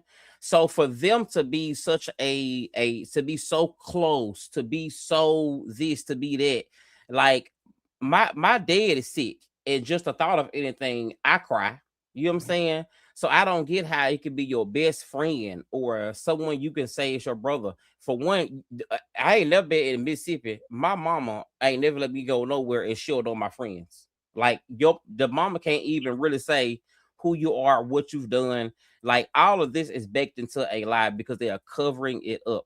But I had watched the thing, and not to stop y'all, but I had watched the thing about this lady in Mississippi, because Mississippi has a lot of built patriarchal, just built into the system, racism. You know what I'm saying? Mississippi is 38%. It's the most blackest state in the USA, but it's controlled by a majority of the YT men. But it's they do, so all outside these hangings are rituals. You gotta look at these drownings. This is rituals, stuff that's No, going back from long ago. And these folks ain't gonna let that stuff go that easy. They just ain't. facts. I just want to say also, if you Warren keeps saying he was like my brother and all this, why in the world would you come at his mama like that? Talking about she posted all those she posted that picture of us. That was the picture that I think it's like the last picture he took. And it was with y'all. Y'all came with him and y'all his best friends. Why wouldn't she post that picture? He was so concerned about that. But what Joe Noah, he was more. I would never attack one of my brother's mother. Just the respect of on it. Like, how would he? How would my boy feel if I was trying to dog his mama on national TV? That is crazy. These dudes are gutter. It's too many coincidences. I don't care what they say and what kind of coon they get up there to justify it. It's too many. It's not one. It's not two. Not the math is not math. And that interview with Nancy Grace just exposed everything. The lawyers couldn't even keep a straight face. They were uncomfortable. And then talking about that call, they couldn't just talking about that call, they wanted to avoid it, switch the subject. Oh, like it has no relevance. And I want to know why has no premier firm has deconstructed that call like that lady did. Why Because it can't came we from a get one of black these woman, tech bro. firms? Would you Because say? it came from a black woman. That's all. But Because why it can't came from a black woman.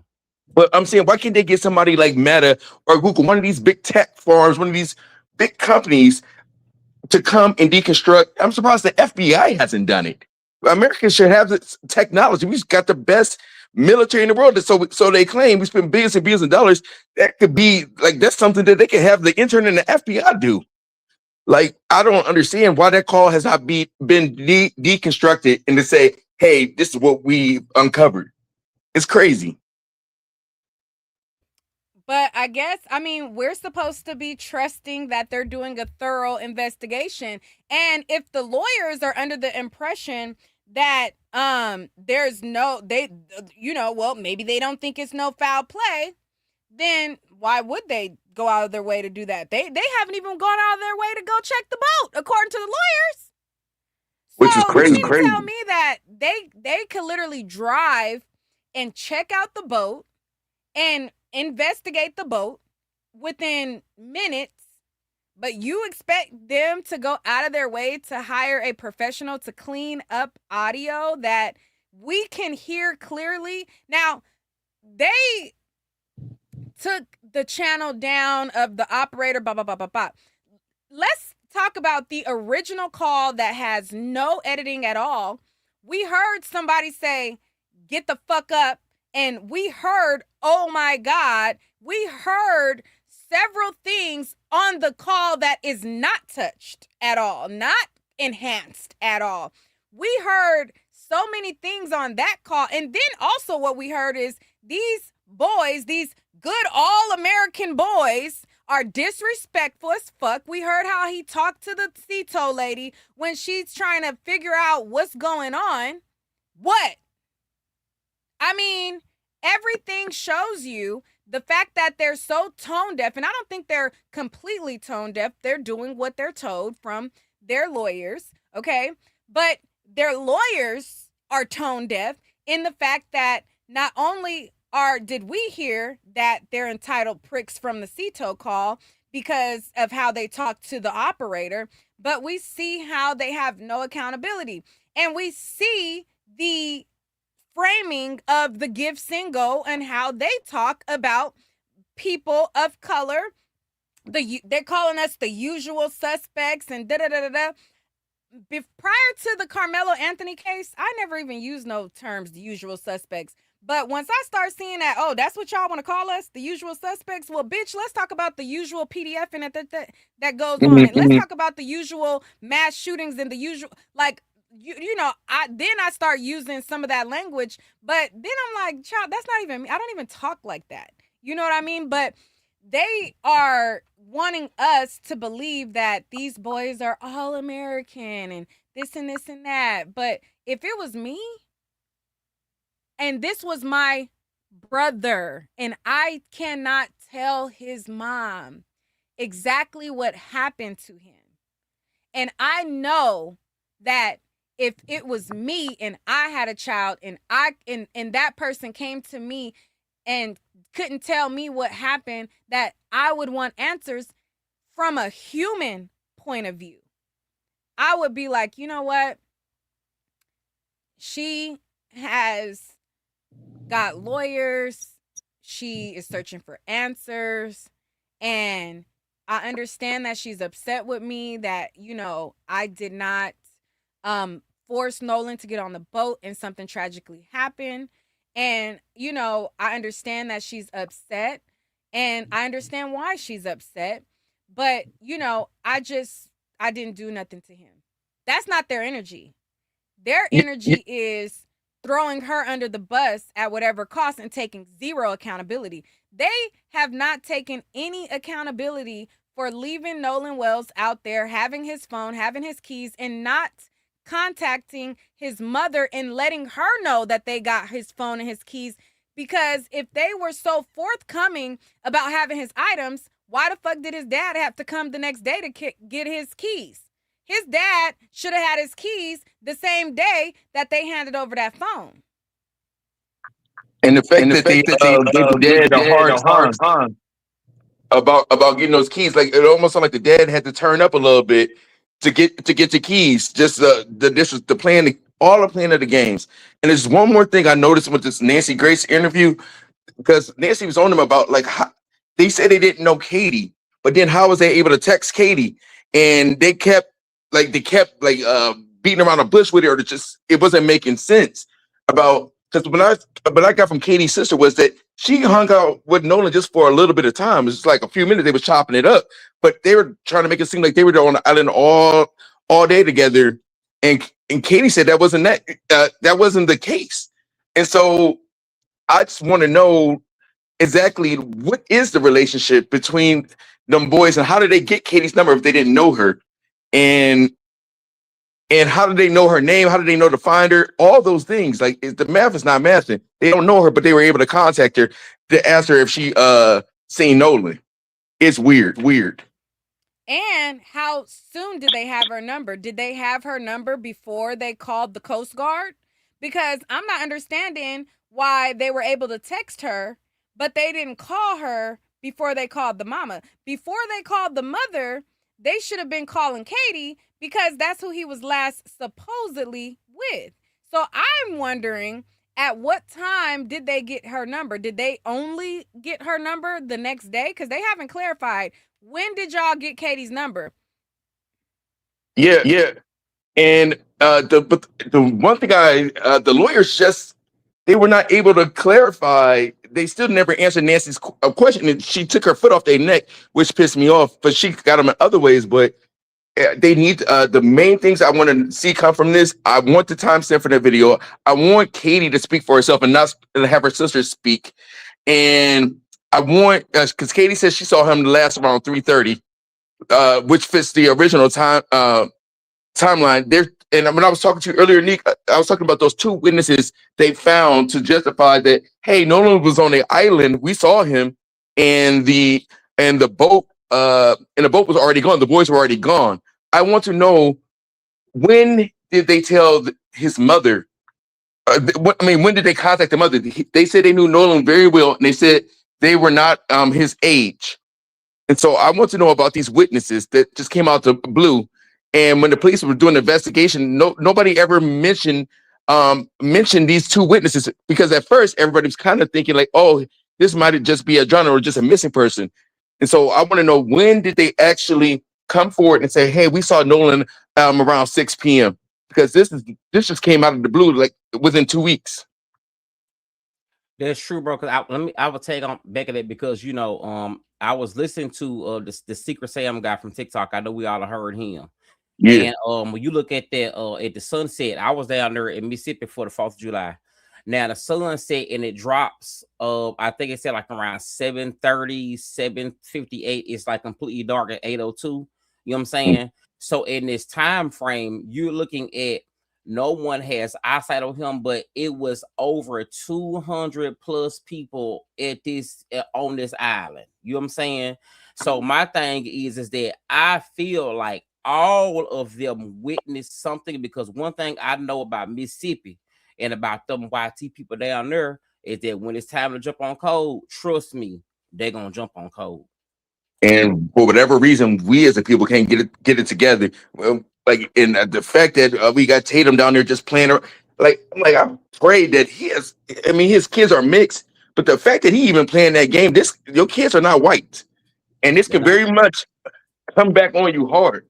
I wouldn't even, because his coin gonna get spent. His coin gonna get spent. Watch.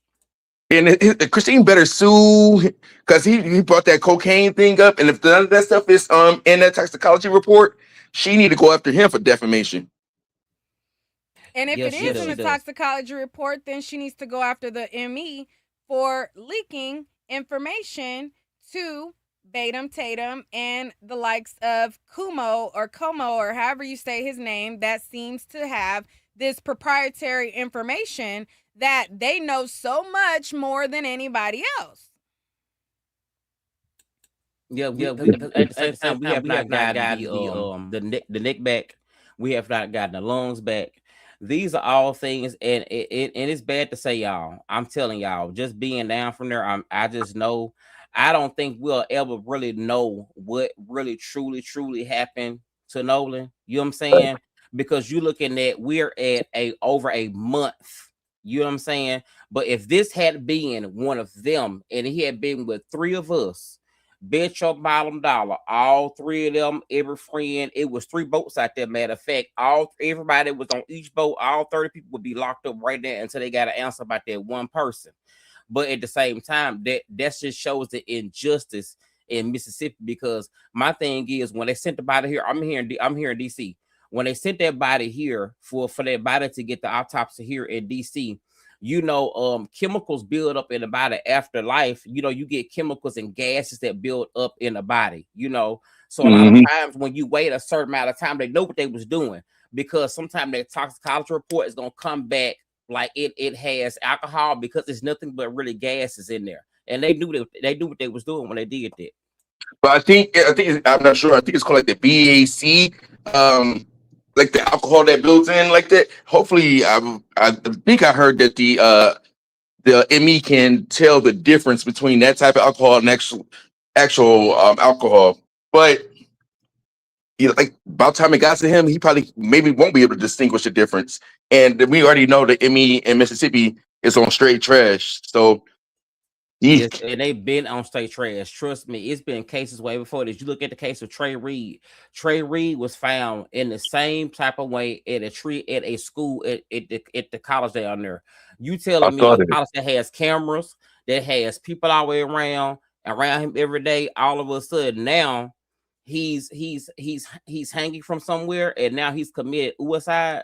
It doesn't make any sense. These are the same cases that just keep on continuously happen, but there are people have a history of this, so it's not unknown or it's not like weird for us to be looking at where the suspects really should be or could be. And they wonder why Carmelo Anthony had a knife because he lived in that backwood his country as Texas. That's what it's not. I would want my kid to carry a knife so he don't end up like a Nolan or like the other young man hanging from. Black people don't hang themselves, especially from no damn tree.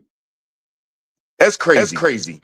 All right, and another thing too, we like a lot of people try to the MAGA losers like they swear that Trump is not racist and all of those things, right?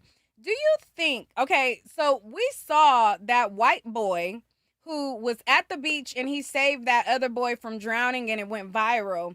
And we saw how quickly Trump talked about it. That was not nearly as viral as Nolan Wells or whatever. Trump has not said a word about this. Now, do you think if this was a white boy losing his life with all black boys and it was as viral as it is, do you think that Trump will be silent about it? No. He's very intentional on what he advocates for. He's very intentional on what he speaks out for. And if it's not something that is whistling to a particular crowd, he's mute about it.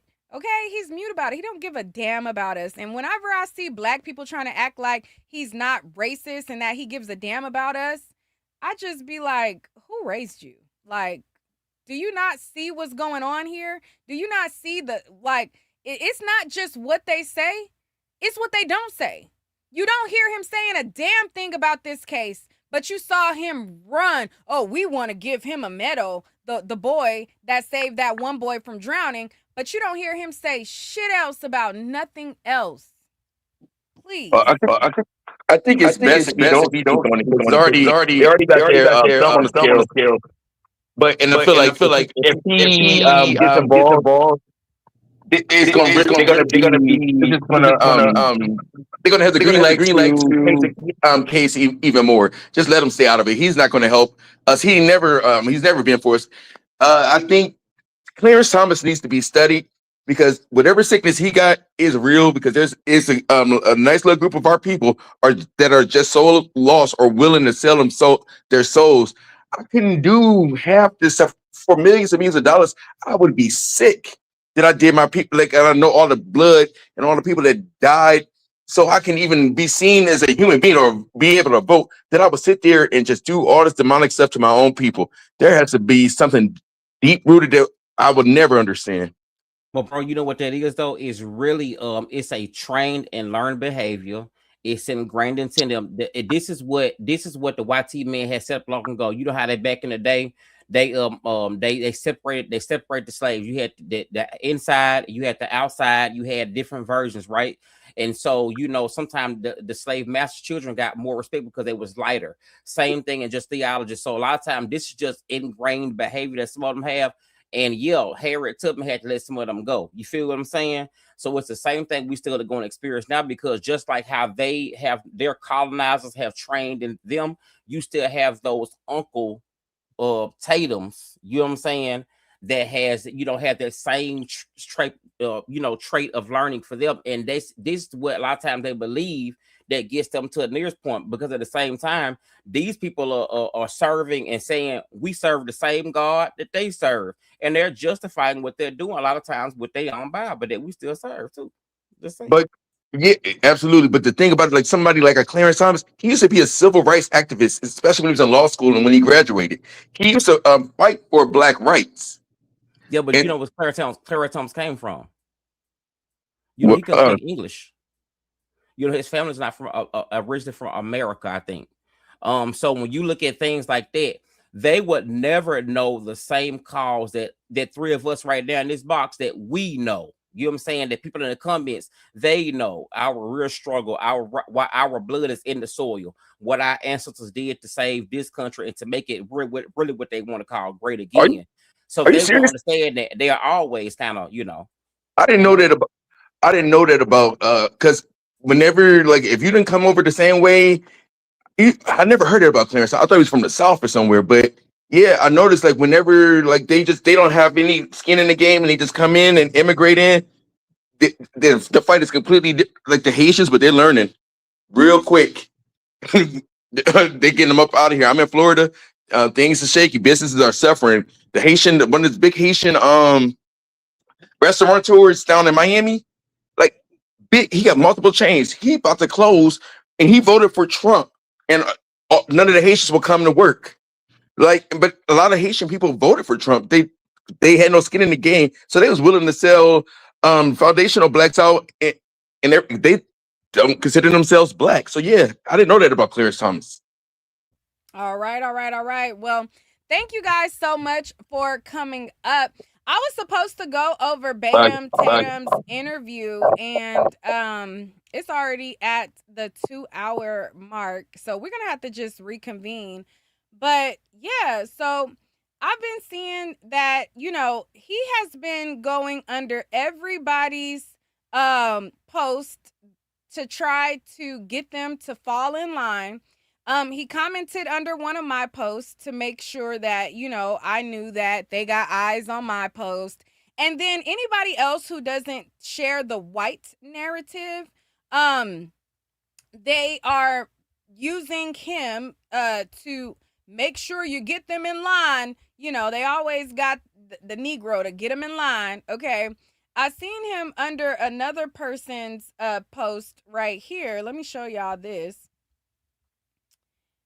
Um,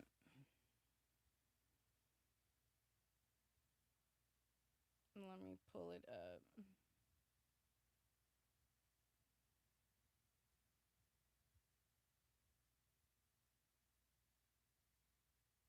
If you're out there and you lied about these guys, you lied about my guys, you lied about Tyler's guys here, if you lied about Morgan, if you lied about Jax, if you lied about Warren, we're going to get you. And you're going to be hauled into court, you're going to be held accountable, and it's going to be very painful. And what I would say to the people who have done that is, now's your chance. If you want to apologize and retract before you find yourself in court, you should probably do that now. Because if you don't do that, once you're in court, now you can't leave. You won't be able to get out. Is that a challenge? Because it sure sounded like a challenge, because I have absolutely no problems saying it again with my whole chest. Nolan Wells' friends, actually, you know what? There's someone I can call real quick. Who is calling? Oh, it's the homie. Hey, AB. What it do, boo? I have a quick question for you. What's cracking? If I want to talk about what I personally think happened to Nolan Wells based off the public evidence, that's my own personal opinion and protected by the First Amendment, right? Okay, homie, well, it depends, okay? First and foremost, did you say the word allegedly? Or at least make it clear that it's your opinion? Because that's going to protect you. Speaking of protection, the First Amendment is mostly about protecting yourself from the government, right? So since this sounds more like a private person-to-person type of situation, I'm assuming we're talking about defamation here, in which case you can still share your opinions, but just use the word allegedly to be on the safe side, homie. Oh, well, let me ask you this. What do you think even are the chances that they will actually sue for defamation? Because isn't it a horrible idea on their part to have those boys get deposed and they go through discovery? Because don't they have to prove their innocence to be able? All right. I'm gonna pause them. The only thing I don't agree with this so far is just because you say allegedly does not mean that you're covered. To prove defamation, and then by doing so, won't they create a public record of the civil trial that can then be used as evidence in a potential criminal trial down the road? Okay, and somebody been out here watching court TV. I see you, big dog. Lawsuits are expensive, okay, and defamation lawsuits are not easy to win. So, in my opinion, it is more likely you'll get hit with a cease and desist from a lawyer or whatever, so you could take the post down before they really finna try you on a defamation lawsuit. And yes, honey, if you have a defamation lawsuit, there's going to be discovery, and part of discovery is likely going to be a deposition. All right. When I look at this on my phone, Batum Tatum is the pinned comment, but on the computer it's not showing up. Hold on, I'm trying to find his comment. I don't know why the comments that are on the phone, it does not translate the same on the computer. But he's in the pin comment on the actual phone of this. On my phone of this. Hold on, let me see. Let me see if I could find him. If not, I'll take a screenshot and show y'all.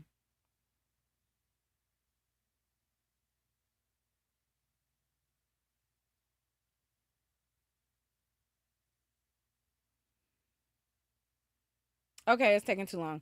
Anyways, all right, let me just screenshot it from my phone.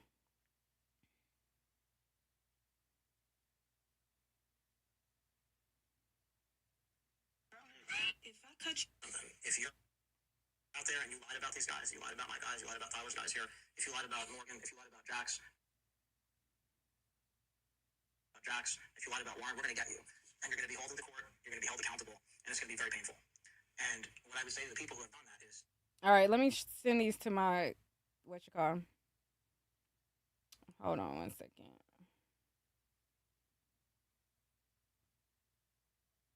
But it's funny how everybody that's covering this case, I look in their comments and then there his bobblehead ass is. And I'm just wondering, are you sent to try to get us in line? Get them in line, boy. Like Django for real? Are you really sent out on a Django mission, sir? Like it's given that.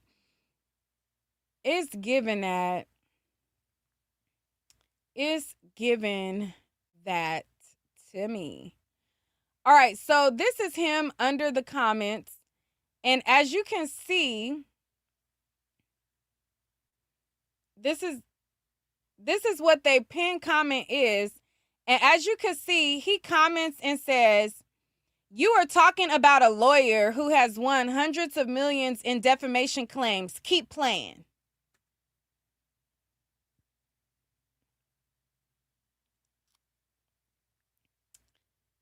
So it's like, are you to get him in line, boy? Like get on him. Like sit your bitch ass up. But anyways, I'm gonna continue to give my opinion on what's put out publicly, like I've been doing. Period. They look suspicious. I don't give a fuck. I don't care how much money the lawyer has won. I don't care that he represented Trump. I don't give a damn what the MAGA influencers, right-wing, conservative, racist crowd got to say or try to intimidate. Fuck you.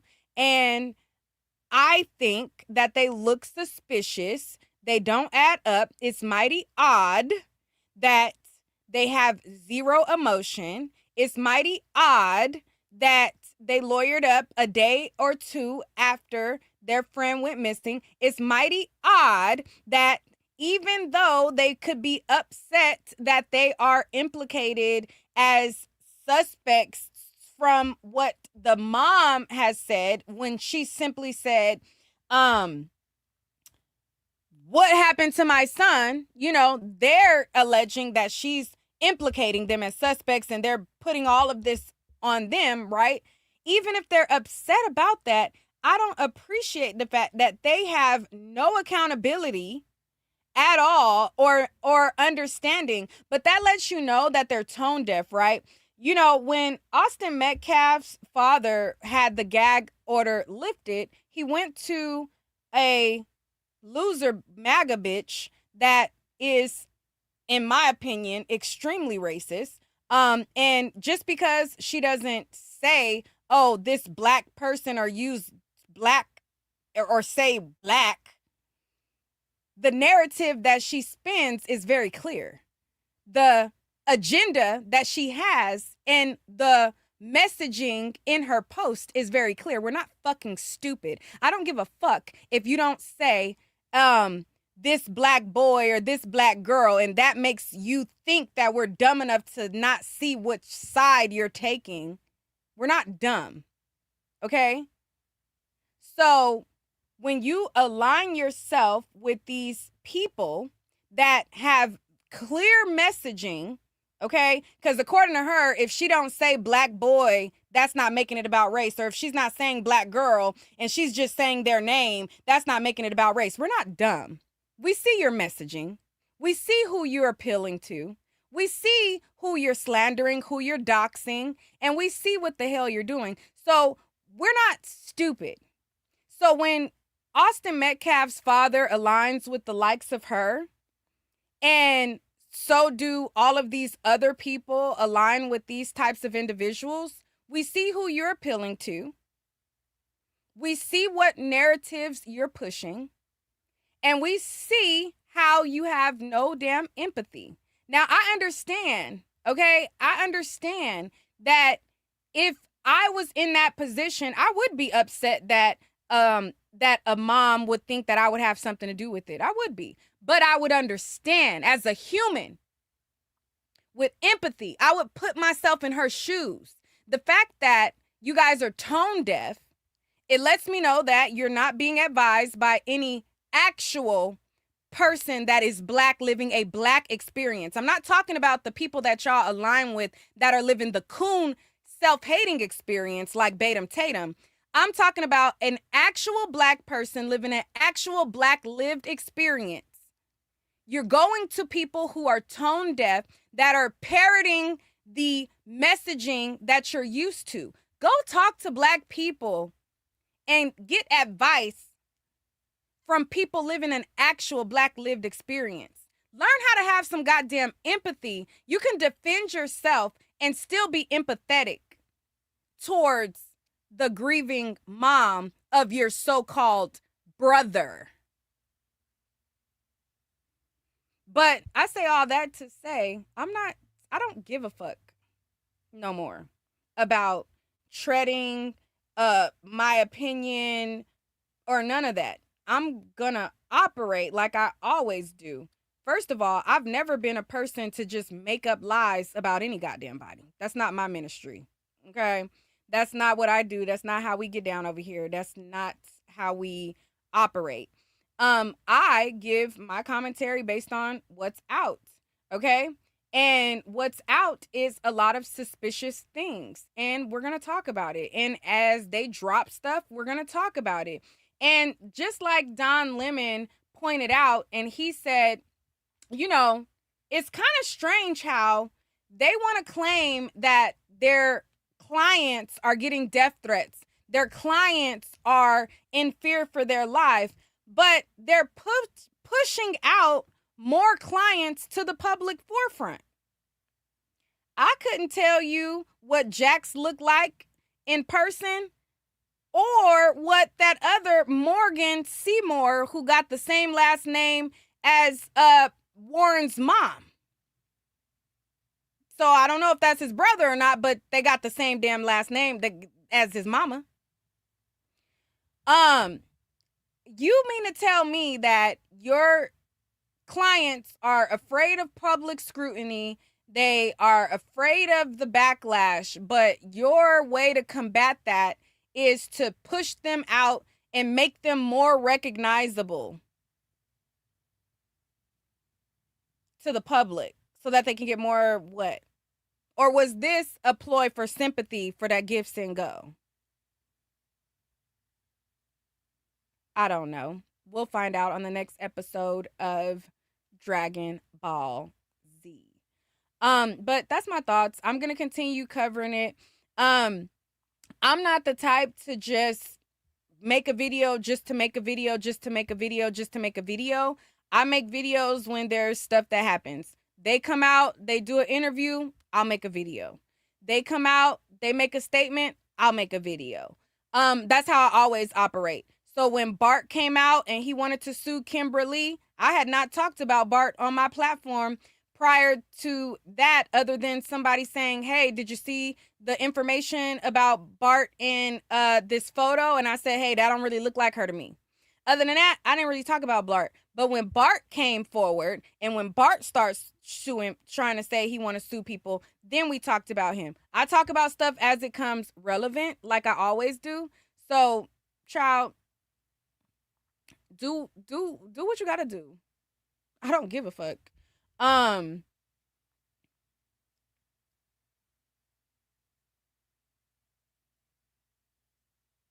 But yeah, so anyway, so that's all for this video. And yeah, that's that. I will talk to y'all later. Do y'all even care to go over that boring interview that was a parrot of what we already heard before? Oh, the mom should have never shared our photo. Oh, that's our brother and we love him so much. Do y'all even want me to react to that or not? I don't know. Y'all let me know. I'll talk to y'all in the next video.